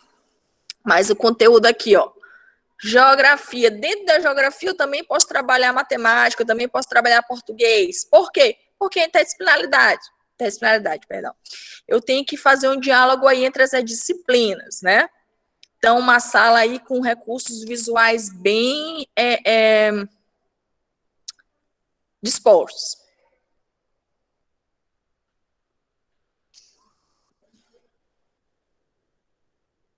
Como eu já falei para vocês, né, o professor ele tem que ter esse domínio em Libras, né, para que o aluno ele possa interagir. E a questão da interação para o aluno autista é fundamental. Eu acabo fazendo aí uma interface com o que a gente já discutiu, né? Veja bem, o professor do AE, ele vai estar sempre, como é que eu posso falar? Em movimento, né? Em movimento ali no campo das ideias, certo? Pode acontecer do professor, por exemplo, dentro da sala do AEE, ele a partir da ficha, né, diagnóstica, ele bolar uma atividade, ele criar uma atividade, e ali no dia a dia com o seu aluno, ele descobrir que o aluno tem mais afinidade com outras atividades, né? E é por conta disso que eu vou insistir naquele erro, naquelas atividades que o aluno não está mostrando interesse? Óbvio que não. Eu tenho que estar alinhado ali à motivação desse aluno, queridos. Né? Daí a questão do que Ausubel diz, né? David Ausubel, que é a questão da aprendizagem significativa. Se tem uma ótima estratégia para eu ensinar os meus alunos a trazer o que eles gostam na vida, né? Obviamente que dentro dos limites, né? Mas é uma grande estratégia. Quem é que não gosta de música? Quem é que não gosta de WhatsApp? Quem é que não gosta, por exemplo, de uma notícia aí que está em voga, sei lá, algo que está sendo noticiado? Outra coisa que a gente tem que atentar, o celular, ele não é vilão quando eu trabalho como ferramenta de aprendizagem. Hoje o celular, ele é uma realidade nossa, dos nossos alunos, dos pais dos nossos alunos. No celular a gente acaba aprendendo. As professoras da rede municipal estão utilizando diretamente o celular para aprendizagem agora durante a pandemia. Então, nós, enquanto professores, temos que nos ressignificar nesse sentido, em trazer o celular como um objeto de aprendizagem, viu? Só para vocês pensarem, porque a gente tem uma ideia um pouco fechada de que o celular é um grande vilão, quando não é. A gente resolve muita coisa na nossa vida com o celular. Então, por que não utilizar aí como estratégia, então, de ensino? Certo? Muito bem. Buscando sempre interação, deixando sempre o aluno fazer, né? E aí, quando é que eu vou entrar, então, nesse processo? Quando eu perceber a dificuldade desse meu aluno, né? Eu vou estar ali acompanhando ele, vou perceber essa dificuldade e vou ali estimulando e vou intermediando, certo? Mas o principal aí é deixar o aluno fazer, certo? Que é o que o escolanovismo, né? Ele já preconizava. Deixar o aluno fazer, aprender a fazer. Olha aqui, ó, dentro dos recursos didáticos que eu posso utilizar a própria tecnologia, e aqui eu já deixo o convite para vocês, né? Que terá um evento aqui na Universidade de Setembro, também organizado pela professora Nilza, CENILAC, FASB, né? Não é vendendo peixe, não, é porque é um evento inclusivo, tá?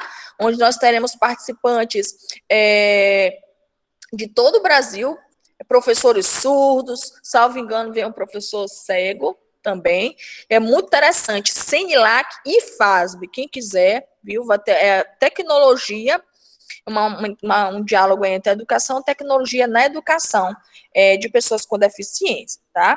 E aí eu lembrei desse evento agora porque eu vi aqui, ó, aplicativos e softwares didáticos, né? Então, utilizar a tecnologia a nosso favor, né? Imagens, usar e abusar de imagens, uso da Libras, né? Para trazer a atenção aí desse aluno, então, para o meu conteúdo, para o conteúdo que eu estou trabalhando com ele.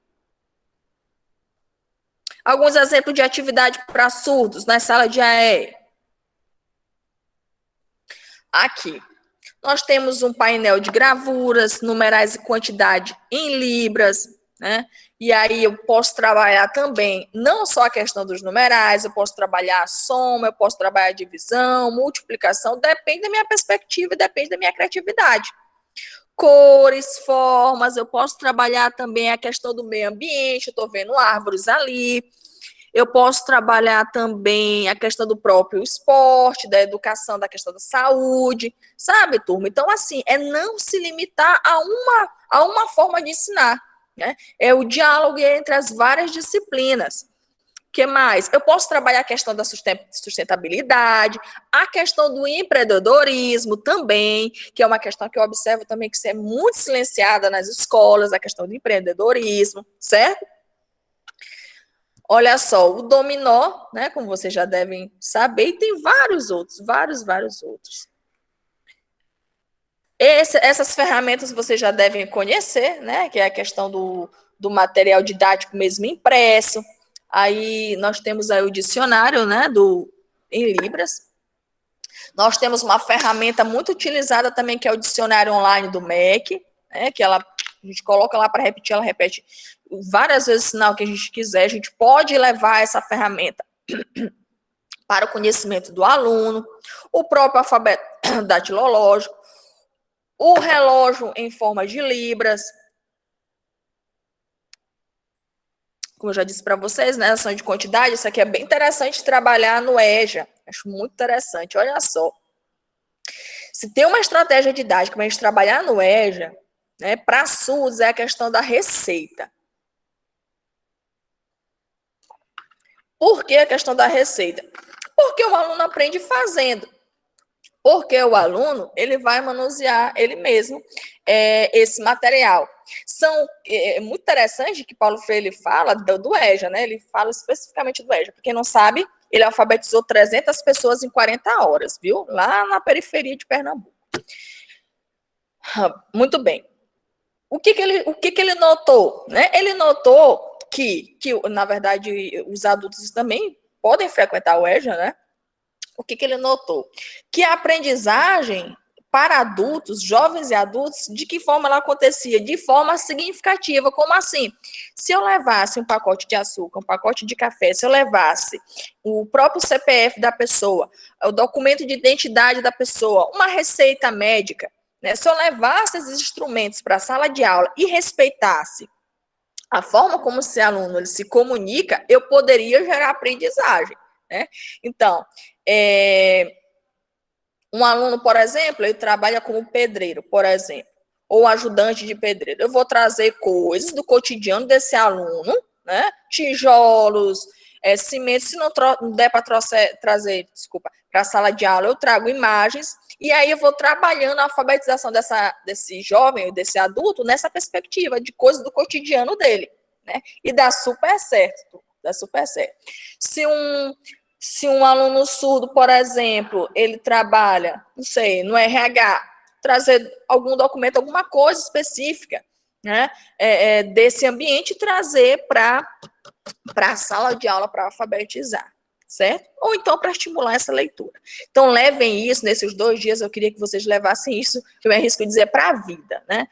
O que esse meu aluno gosta, né? O que pode fazer essa aprendizagem ser mais significativa? O que está no dia a dia desse aluno? E isso só vai ser possível você descobrir através de um olhar mais aguçado, de percepção e de interesse para a gente descobrir, para essa descoberta, certo?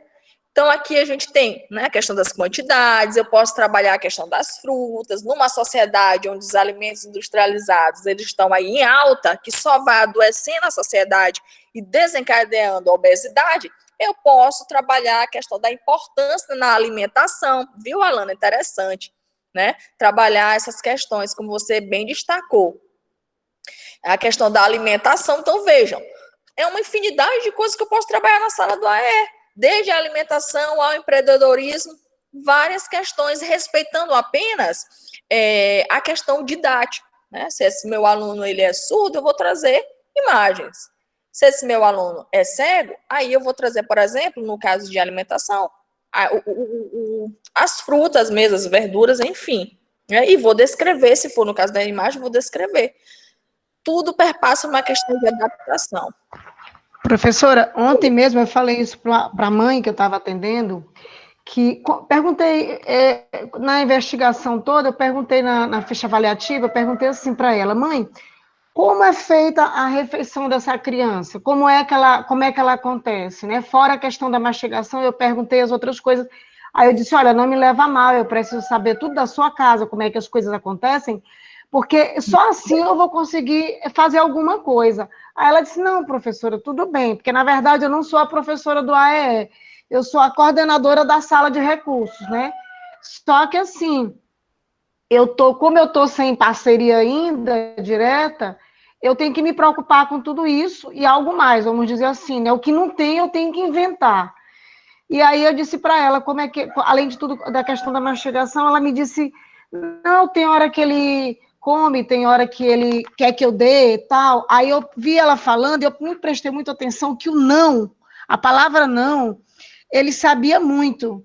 Tanto ele falava, quanto ela, se falasse alguma coisa, ele entendia, mesmo ele sem falar. Uhum. E aí eu fui conversar tudo, e eu estava com uma banana na mão, e fui dar para ele. Aí ela disse assim, ele não come banana. Aí eu disse, mãe, ele não come porque tu nunca experimentou. Aí eu peguei a banana, entreguei, perguntei se ele queria. Professor, ele aceitou, né? E assim, eu perguntei se... Ela disse, não, mas ele não sabe descascar. Eu digo, mãe, é porque tu fica fazendo tudo e tu vitimiza teu filho o tempo todo. Então, assim, vamos tentar fazer de forma diferente, vamos parar com essa história. Eu digo, tu vai passar, eu até brinquei com ela, né? Digo que tu vai passar a ser bruxa agora e o pai ser bruxo. Eu que vou ser a boazinha, brincando com eles, né? Eu digo, vamos ver o que é que tu vai fazer. Tu tem que aprender a dizer não pro teu filho de verdade, não é só dizer não quando alguma coisa que não, tu não queres, é uma coisa que não pode, e uma coisa que também pode, a gente vai dizer não. Ela olhou para minha cara, não entendia nada, professora. Mas eu fui explicando para ela, olha, mãe, nós vamos ter que deixar ele criar autonomia. Aí eu até fui assim um pouco, acho que foi um pouco mais áspera, não sei. Um choque de realidade. Se tu morre, um choque, eu falei para ela, se tu morre e o pai morre, como é que essa criança vai ficar? Quem vai cuidar dessa criança? E se essa criança for cuidada por outra pessoa, essa pessoa vai ter a habilidade que tu precisa ter enquanto mãe e ele enquanto pai? Eu falei assim para ela, né? Aí ela ficou parada, a professora me olhando, os olhos dela encheram de lágrimas. Eu digo, não, isso não é hora disso. Isso é hora da gente reagir. Aí eu fui, nessa hora, eu aproveitei para quebrar um pouco o clima. Aí eu chamei a professora de educação física que a escola tem. Aí eu, professora, vamos conversar, deixa eu te mostrar aqui o João Gabriel, que é o nome dele, né? Aí ela disse, João Gabriel, disse, ele tem 7 aninhos, está em idade de alfabetização e letramento. Então, vamos trabalhar a educação física. Aí a mãe, não, mas ele pode se machucar. Eu digo, mãe, vamos parar com isso? Aí foi que ela parou mais, sabe, professora, e me escutou. E ela saiu de lá muito, assim, eu senti que ela estava, assim, feliz por ela ver uma possibilidade diferenciada. Não sou só eu. Eu estou falando pelo interesse que eu tive pelo filho dela. E ela assim, que tinha gostado da maneira que eu tinha tratado, que ninguém nunca tinha olhado dessa forma, né? E sempre olhava assim, oh, tadinho, ele tem isso, e sem a pessoa nem saber o que é autismo. Mas sabe assim, ele é doentinho, sabe? E assim, aí Coitadismo, ele é né? doentinho. Aí foi lá tratando o menino como vítima, como coitadinho, aquela coisa. E ela disse, professora, eu estou impressionada que ela me chama professora Alana. Ela disse, professora Alana, eu estou impressionada, é porque nunca ninguém tinha me dito isso é tão simples.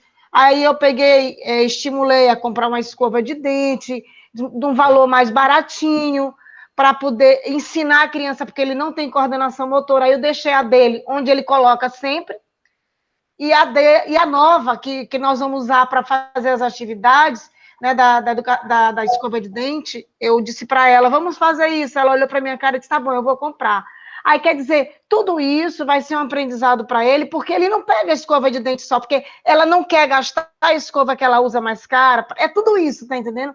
Até porque o poder aquisitivo desse pessoal também é muito baixo. Sim. Então, assim, a vulnerabilidade social deles é muito grande. Então, eu também preciso entender. E quando eu disse que era pai para nutricionista, eu disse, olha, a senhora precisa dizer que a senhora recebe o Bolsa Família e o seu marido apenas um salário mínimo, para a nutricionista entender que ela não vai passar uma coisa para a senhora fora do seu padrão. A nutricionista vai entender isso. Aí ela disse, mas tem certeza de que tem? E eu também vou conversar com ela. Então, assim, existe toda uma preocupação. Eu estou abrindo meus olhos para toda essa situação, entendeu? Eu acho que eu estou acertando, errando alguma coisa, lógico, mas eu estou acertando. Então, assim, a própria questão da escova de dente, eu acho que foi uma assertiva, porque a mãe nunca imaginou que uma escova de dente fosse fazer com que o filho dela tivesse manuseio, mão direita, mão esquerda. Independência, né, também. Mais independência. Eu falei para ela, vamos estimular a autonomia dessa criança. É isso que a gente precisa para início. E depois a gente vai trabalhando outras coisas. A alimentação, a senhora não pode deixar ele comer em frente da televisão. E nós vamos tentar ver que vocês, o horário de vocês é conhecida para a questão da comida. A senhora, sua filha, seu marido comer na mesa. E não fazer com que a senhora corra atrás da criança com um prato e uma colher na mão. E ela achou diferente, é uma coisa tão simples, que eu, pelo menos, eu nunca fiz isso com a minha filha, eu nunca fui atrás dela com um prato de comida. E eu vejo que aqui não tem costume, entendeu? O costume é outro. Então, assim, eu estou tentando organizar dessa forma essa criança, para começar, né? Aí eu acho que depois a gente vai com outras coisas. A professora de educação física disse que ia me ajudar. Eu digo, vamos procurar alguma atividade para essa criança. E também a atividade dele, que era online, eu tirei e coloquei presencial, porque presencial, uma certa forma, eu obrigo a mãe e o pai comparecerem na escola toda semana, ter mais comprometimento com a questão da educação e com a criança, e sem falar que eu vou conseguir olhar mais de perto os rabiscos dele, as coisas dele, para eu poder saber como está o parâmetro dele em relação à questão da coordenação motora, a questão do colorido, a gravura, essas coisas. Assim, do modo geral, eu pensei dessa forma, né?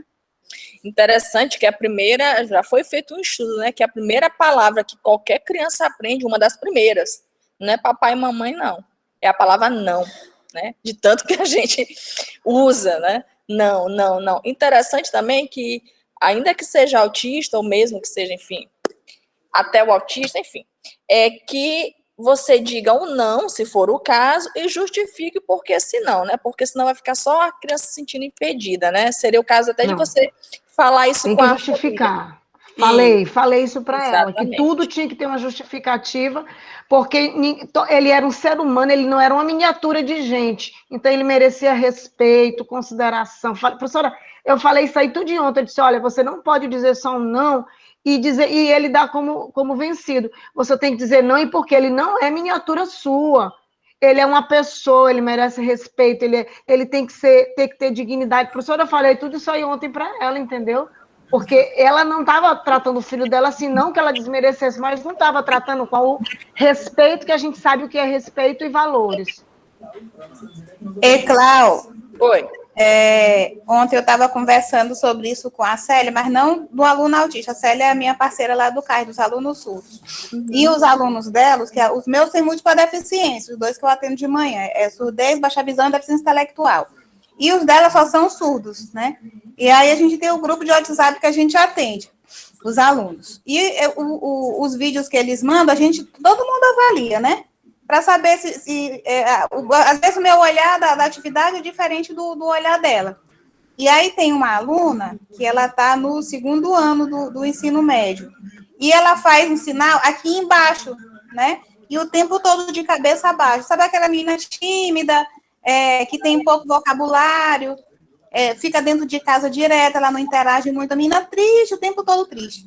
E aí eu falei, Célia, a gente tem que procurar trabalhar a autoestima dela, porque lá no CAIS, ela já estava interagindo com os meninos, né? Ela se acha feia, ela não gosta do cabelo, ela não tem amigo na escola, ninguém interage. E aí, de repente, se a gente trabalhar essa parte, ela vai evoluir. Até porque eu já tive essa experiência com uma aluna com deficiência intelectual, que eu atendia numa escola lá no Ipsilambacanga.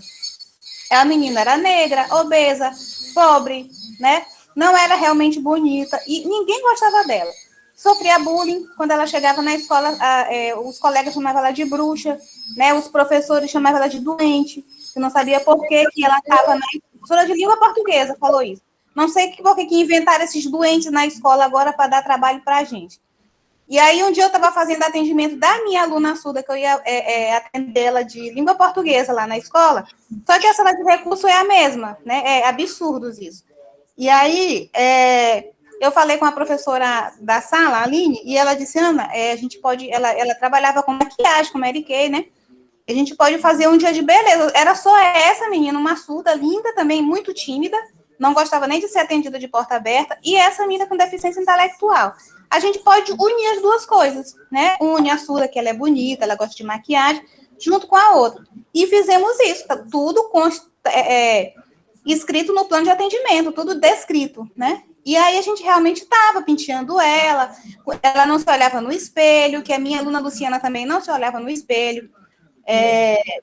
Eu fiz atividade com a Luciana, com a minha aluna, só voltando, porque a turma já sabe, vou te contar, de autorretrato, né? E ela se desenhou magra, loira, e corpo violão, toda bonitinha. O oposto dela, né? Com cabelos lisos, o oposto dela. Aí, quando eu levei ela para o banheiro, para se ver no espelho de corpo inteiro, ela fechou os olhos, né? Então, a autoestima nem existia ali. Aí, eu me juntei com a Paula, que é a instrutora de Libras lá do CAI, junto com a turma do Iniciação a Libras, e maquiamos ela, penteamos o cabelo, colocamos batom, de costa para o espelho. Quando ela virou o espelho, a expressão facial dela mudou, né? E a partir daí ela evoluiu muito, porque todo dia a gente elogiava, chamava ela de bonita, quando ela chegava sem batom, eu dava um batom para ela passar, pintei as unhas dela, e aí ela evoluiu muito, né? Tanto na comunicação, quanto na interação com os outros colegas. E com essa aluna da deficiência intelectual, do mesmo jeito, né? Quando a gente maquiou, que arrumou o cabelo, pintamos as unhas dela, e aí eu falei, você todo dia tem que vir para a escola assim, bonita, você tem a sua beleza, ninguém é igual.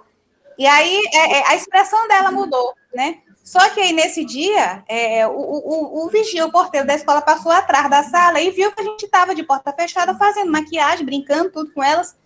E ele chamou a gestora, né? A gestora simplesmente abriu a porta da sala assim, ó, pá! Aí chegou e perguntou, isso aqui é uma sala de aula ou é um salão de beleza?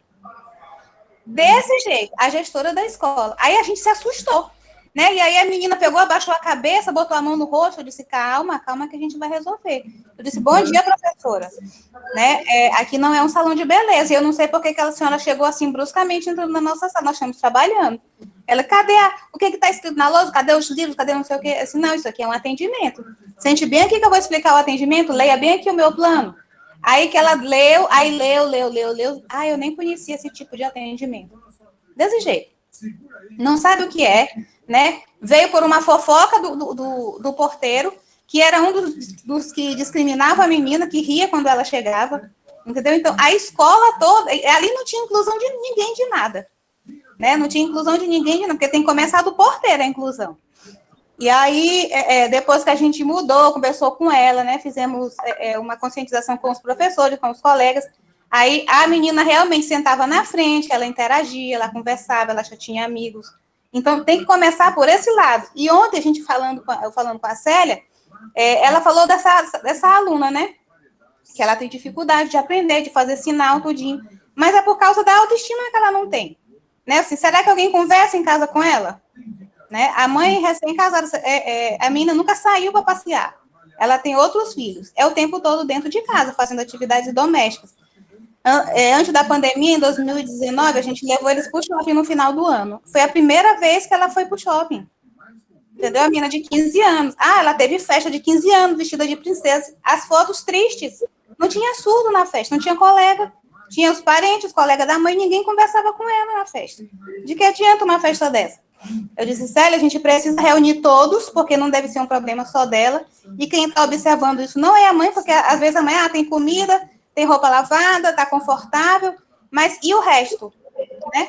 O que ela está sentindo? Ninguém sabe. Se ela está sentindo bem, se ela está precisando de alguma coisa pessoal, se ela tem vontade de sair, ninguém sabe, ninguém fala isso. E isso aí prejudica muito o aprendizado. Né? Ela cai numa depressão, como a gente tem vários alunos com depressão, presos dentro de casa sem comunicação. O ambiente de comunicação do surdo é a escola, né? É o CAIS, é a sala de recursos. E aí ninguém conversa com ela, porque a mãe não sabe Libras, o padrasto não sabe Libras, o irmão é pequeno. Quem que vai interagir com ela? Né? Então, é uma situação muito complicada. Aí eu ouvi uma sequência de violência velada, na verdade. Exatamente. É exatamente essa menina, se não tiver a intervenção de vocês, ela é uma forte candidata a ser uma mulher depressiva, a ter relacionamentos conturbados, por conta da autoestima baixa, né? E porque a gente sabe que esses traumas aí da infância, com certeza deve ter começado da infância e vai refletir durante toda a vida. Na verdade, tu acabou de me dar um artigo, viu, Ana Cristina? Porque é um relato de uma mulher negra, deficiente, né, que sofreu aí preconceito por ser obesa, por ser quem é negra, né? Vejam bem, se não tiver a interferência da escola, e nesse caso a escola é no papel da Ana Cristina, a coisa vai só se reproduzir. Quem era para ser referência não é. A professora chamou ela do que vocês acabaram de ouvir. A coordenação, que é como se fosse a autoridade máxima, né? Que eu já discordo, porque eu acho que tem que ser uma gestão compartilhada, democrática e participativa, chegou lá utilizando-se do poder que ela tem, abriu a porta de forma violenta para confirmar o seu poder, e perguntando que tipo de, cadê a aula escrita, cadê o material, como se dar aula fosse só escrever no quadro. Hoje a gente, olha, legal, hoje a gente já sabe que a aula é uma aula expositiva dialogada, que tem várias formas de dar aula. Esse é um método tradicional, que não é um método defasado, mas que não existe dessa forma. Então, se não tiver intervenção, a escola ela é sim culpada por essa reprodução de machismo, de discriminação. Ana Cristina, eu te confesso que são coisas que eu penso que já aconteceram, mas há tempos. Quando eu ouço as coisas, eu me sinto assim, sabe, impactada como professora, e eu gosto muito de trabalhar sobre a mulher negra. São coisas que não estão acontecendo hoje, mesmo com toda essa discussão que a gente tem, com políticas públicas voltadas para isso, e professores que são referências. Eu, sinceramente, eu não me sinto representada por uma classe dessa. E isso, essa professora, ela falou numa reunião, né, numa reunião. Ixi, caiu, né? Manda um abraço para a Nilza, por favor. Turma, vejam só, eu estou aqui digerindo, né, o que eu acabei de ouvir. Vejam só. Isso aconteceu numa reunião de planejamento, onde me chamaram para explicar o que era o AEE, entendeu? E aí, no meio de todos os professores, essa professora de língua portuguesa, né, não vou dizer o nome dela, porque ela é uma pessoa conhecida, saiu com essa história de, assim, agora inventaram desses doentes estarem na sala de aula. E aí eu falei pela professora, eu estou me sentindo mal aqui, e depois que eu acabar de falar, eu vou sair da sala, porque eu não admito um negócio desse. Essa menina que você diz doente poderia ser sua filha, entendeu? E a senhora gostaria de ter alguém que chamasse sua filha de doente, né? Porque ela tem uma deficiência, que não é culpa dela a deficiência. A senhora gostaria? Aí ela disse assim, não é o meu caso, eu nem filhos tenho, nem vou ter. Tu disse o que? Ignorante, né? Aí eu peguei e disse para ela assim, a senhora não representa a classe de professores, a senhora não é educadora, a senhora está no lugar errado. O palco da escola é o único lugar que a senhora não deveria estar. Exato. Isso é uma questão de sororidade, que é quando uma mulher ela é sensível às causas de outra mulher, é uma questão de respeito para com outra, uma questão de respeito para com o aluno. Não, inquestionável. Eu só sugiro uma formação imediata para essa escola, né? Inquestionável mesmo, inadmissível, na verdade. Claudiane, inclusive, e Ana também, Cristina, as pessoas acreditam que deficiência só pode vir a acontecer com o filho, com o neto. A gente pode ficar deficiente a qualquer momento. Exatamente. Na nossa casa, até no lugar mais seguro que a gente acha que é a nossa casa, a gente pode acontecer um acidente e ficar deficiente. As pessoas têm uma ignorância muito grande a respeito da deficiência. Gente, vocês estão vendo como a importância dessas formações é necessária? Porque o momento de tanta gente bater naquela tecla, né, tentando conscientizar um momento, não é possível que uma cristã dessa, um momento, ela não vai ter a mente um pouco mais aberta para essas coisas. Mas se ela não abrir a mente dela, tem outras vias legais que podem ser acionadas, né? Vocês sabem disso. Exatamente. De respeito. Por isso que eu gosto de falar, mesmo quando a disciplina é prática, eu gosto de trazer os aspectos legais, porque a pessoa vê que ali a questão do respeito não é um pedido, não é um apelo, é uma obrigação a respeito. Né? Então, assim, é bom esses profissionais da educação eles estarem antenados para essas questões. Né? Professora, eu vejo que a senhora foi muito feliz quando a senhora colocou no início, dizendo o seguinte, chega um aluno, como a professora Ana Cristina colocou aí, doente, que não é doente, na verdade, né? Na sala, e o professor diz assim, para que esse aluno veio para cá se eu não fui preparada para isso? Eu acho não, que ninguém acha nada. Eu penso a seguinte coisa, está na hora, eu estou falando, começando até por mim mesmo, né? Que foi o que me remexeu. Então, está na hora de nós pararmos com essa situação. Por exemplo, eu sou muito contra as licenciaturas não terem na grade curricular, na formação acadêmica, essa questão da educação especial na perspectiva de inclusão. Sou muito contra, professora, porque eu acho que sempre deveria ter pelo menos 3 períodos, para que nós da licenciatura pudéssemos nos ambientar para início, tá? E aí eu creio que depois que na sala de aula batesse em nós aquele sentimento de começar pelo respeito e desenvolver em nós mesmos a competência, a habilidade, não precisava vir a BNCC para dizer isso para a gente, que todo lugar tinha que ser ensinado a mesma coisa. Então, se o não é aqui, é um não lá no Rio Grande do Sul. Se é um sim, também é um sim. Se é respeito, é respeito. Tá? E essa questão de dizer, olha, eu não sei, eu não sei. Eu não sei, mas eu estou aprendendo. E eu tenho certeza que eu estou procurando me desenrolar, está sendo desafiador, mas eu estou aprendendo. E assim, como eu sempre digo, eu não tenho, graças a Deus, maneira de falar, mas digo assim, eu não tenho, minha filha não tem deficiência, eu não tenho parente próximo com deficiência. Muitas vezes desperta na gente, eu não estou querendo ofender ninguém, pelo amor de Deus, mas assim, muitas vezes o que mais desperta da gente para início é quando tem dentro de casa que a gente olha, a senhora está entendendo o que eu estou falando, né?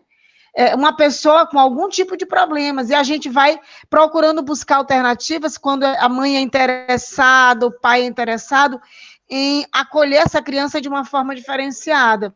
Então, eu não tive esse estímulo negativo, que de uma certa forma, mas que torna a gente um ser humano mais capaz, mais competente, mais respeitoso, que eu vejo essas mães muito lutadoras quando a criança tem essa deficiência, qualquer que seja, né?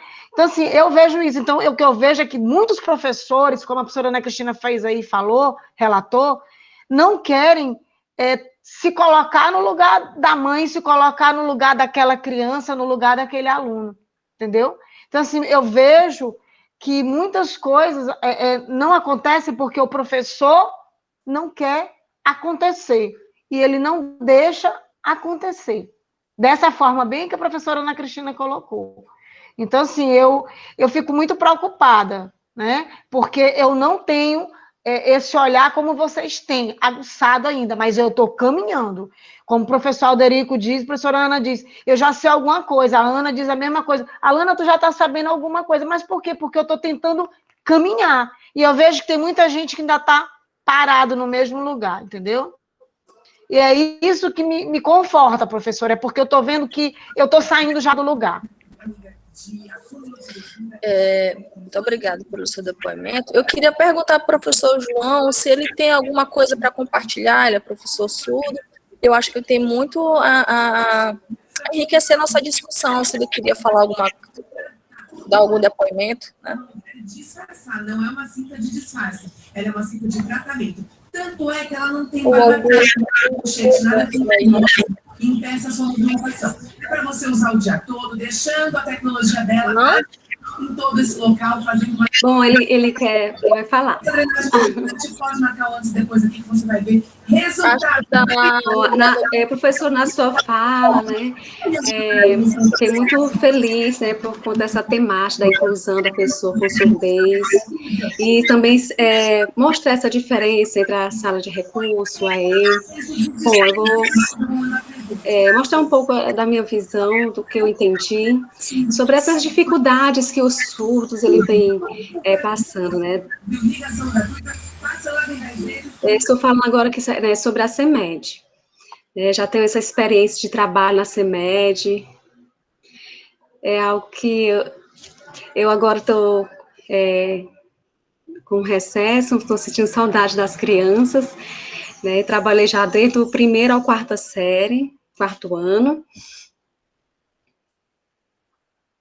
Agora com foco do 6º ao 9º ano. Bom, o que eu quero relatar é de uma experiência, né, na minha área, junto também com outros professores ouvintes e instrutores também de Libras na escola, e sendo que eu era o único surdo. Então, aconteceu que foi numa série do 1º a 3º ano, houve diversas questões conflituosas, mas a mãe, os pais, né, levaram ali pela primeira vez uma criança e ela tinha autismo e outras deficiências. Então, comecei a observar essa criança, eu percebi que ela começava a achar... havia recursos na sala, como imagens. Então, foi mostrado isso para a criança. Ela não sabia, ela não tinha nenhum conhecimento. Então, colocamos ela lá para ela interagir com as outras. E nós fazíamos esse atendimento com ela em Libras, mas ela demonstrava que não sabia ainda nada. Tudo para ela era novo, mas percebemos que houve ali um aprendizado. Ela demorou a aprender a Libras, mas foi um processo. Ela também tinha deficiência intelectual. Foi um trabalho árduo para que pudesse haver esse desenvolvimento. Não houve nenhum momento rejeição desse aluno por conta dessa dificuldade, por conta da sua deficiência, porque no AE, no atendimento, há esse respeito, isso é necessário. Então, essa criança com autismo, ela muitas vezes se sentia nervosa, ficava com muito movimento em sala de aula, correndo. né, nós pedimos com toda delicadeza para ela sentar, e ela ficava sempre observando todos os recursos e imagéticos que havia na sala de aula. Então, esse trabalho foi desenvolvido com muita paciência, né, foi essa experiência mesmo pedagógica. E como foi essa interação, né, do professor? Foi necessário que houvesse o respeito. Então, a mãe, ela não tinha contato, assim, não sabia se comunicar com a criança, né? Então, foi estimular para que ela pudesse fazer um curso de Libras básico, e junto ali com a coordenadora e a direção da escola, foi incentivado para que ela pudesse fazer esse curso, para que no futuro pudesse ter uma comunicação melhor com seu filho. Porque não havia essa comunicação, né? Então, havia a mãe muitas vezes punia a criança por não entendê-la, e acabava batendo a criança. Então, incentivamos que a família fizesse o curso, fizemos esse convite, né? Partiu também da direção. Então, houve essa interação, né? Todo da comunidade escolar, do diretor, coordenador, professor.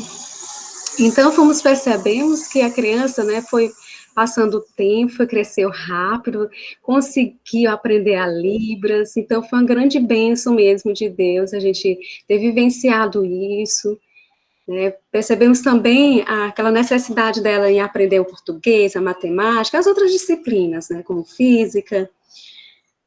E na sala de recurso, fazíamos essa intermediação desse ensino, né, passávamos para ela o conteúdo, explicávamos também os sinais próprios da matemática. A mãe não podia acompanhar, ela estava muito ocupada, então essa era uma das dificuldades também. E algo que é muito interessante mesmo é a gente acreditar mesmo nessas crianças, né, muito bom. Muito obrigada pelo esse momento aqui de fala. Tu lembra de mim? Tu lembra de mim? Lá no modelo Tribus, lembra? Escola passada? Não? Sim, ele está dizendo que sim, sim. Passada eu lembro. Agora eu tô um pouquinho mais, um pouquinho. Mas eu lembro, primeiro surdo contato. Lembro. Prazer, viu, te encontrar de novo. Gente, então é isto. Nosso tempo acabou. Dia 10 tem mais. Espero que vocês tenham compreendido. E principalmente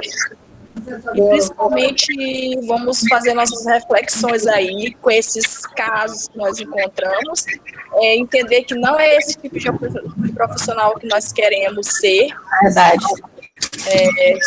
Eu costumo sempre dizer, qualquer disciplina que eu estou, que é a educação, ela é para transformação, não para reprodução, né? Se eu for reproduzir tudo aquilo que não está legal na educação, isso vai se perpetuar, nunca vai mudar. Então, a gente tem que educar para transformar, certo? Então, assim, no dia 10, eu vou até mandar para Ana Cristina, se ela quiser, no dia, deixar disponível para vocês ir acompanhando, porque a letra é menorzinha, vocês podem ir acompanhando pelo dispositivo de vocês, não tem problema nenhum. Mas nada mais do que o estudo de caso e a finca de avaliação do AE, tá certo? Para a gente ver o que eles avaliam, tudinho, como é que acontece, tá bom? É a parte mais prática, e eu vou terminar esses 7 slides que dá falta na próxima aula. Prometo ser mais objetivo na próxima aula, que hoje eu vou terminando certinho 10h30. Mas é isso. Isso, uma satisfação muito grande estar com vocês, viu? Se cuidem, fiquem realmente em casa, que o negócio, como diz minha avó, não tá de graça, não. Viu? Tá perigoso. Obrigada, Cláudia, pela disponibilidade. Obrigada, gente. E deixa eu só conversar com vocês bem rapidinho sobre a nossa oficina de recursos que a gente quer fazer presencial. O turno da tarde já concordou em fazer na quarta e na quinta-feira da outra semana. São os dias 16 e 17 de junho. E o turno a gente pode escolher manhã ou tarde. Eu queria unir todos só num turno, né? E será no João Moana, né? Porque lá, como nós somos poucos, nós não somos muitos, nem todo mundo vai poder ir. 2 dias seguidos, porque tem gente que está no interior que precisa vir e não tem como vir de dias alternados, né? Tem tanto nessa turma quanto na turma da tarde. E fazer a oficina online é muito complicado, até porque não sou eu que vou construir os recursos, eu vou orientar vocês, né? Quem vai construir são vocês. E aí eu queria saber da disponibilidade de vocês, né? No João Moana tem um auditório enorme, que cabe 100 pessoas, nós não somos nem 30, né? E a gestora de lá já disponibilizou o espaço, eu só preciso dar o ok, tá bom? Aí vocês vão pensando direitinho, a gente vai deixar o grupo aberto, para que vocês possam dar as opiniões de vocês, tá bom? Vai ser muito legal. Ana, você falou 16 e 17, é isso? Sim, 16 e 17. Claudiane, se quiser Os horários é o dia todo. O dia todo. Eu vou sair então, gente. Podemos ver de manhã ou de tarde, ou só de manhã, ou só à tarde, tá bom? Gente, eu vou sair aqui. Bom dia para vocês. Até depois de amanhã, tá bom? Obrigada pela sua aula. Tchau. Certo, tá bom, gente? professora. Vocês estudem direitinho, até sexta-feira a gente... Professora, só uma perguntinha. Desculpa, a professora perguntou, agora eu vou perguntar. 16 e 17, por exemplo, ou a gente escolhe o turno da manhã ou escolhe o turno da tarde, tipo assim, 16 e 17 pela manhã, ou, por exemplo, se alguém quiser ir 16 de manhã e de tarde, também pode? Seria as mesmas coisas ou coisas eu queria diferentes? fazer um dia de manhã e um dia de tarde, aí quem puder ir nos 2 turnos, ótimo. Não, né? a pergunta não. As 2 salas. Eu acho que eu não me fiz entender. Minha pergunta foi a seguinte, por exemplo, 16 de manhã, 17 de manhã são coisa diferente, aí, por exemplo, quem vai 16 de manhã e 17 à tarde é outra coisa? Não, é a mesma coisa, né? Nós vamos construir, eu vou colocar as orientações todas no grupo, caso alguém não tenha como ir, mas pode construir em casa e apresentar, né, para a gente online. Mas eu queria estar junto lá para construir com vocês, para orientar, né? Porque assim, a gente sempre constrói um recurso para cada deficiência. Os recursos para surdez são mais, né? Porque a gente tem os 3 momentos do AE, eu sempre gosto de construir um para cada momento. E aí vocês veem qual a deficiência que vocês têm mais habilidade, que vocês se identificaram mais, né? Para poder construir o recurso.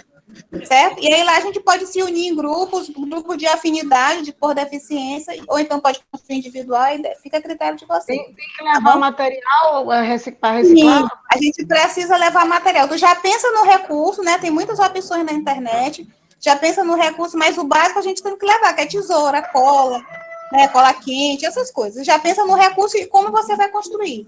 Pode até levar pré-pronto, né? Alguma coisa só para terminar, fazer um acabamento, alguma coisa assim.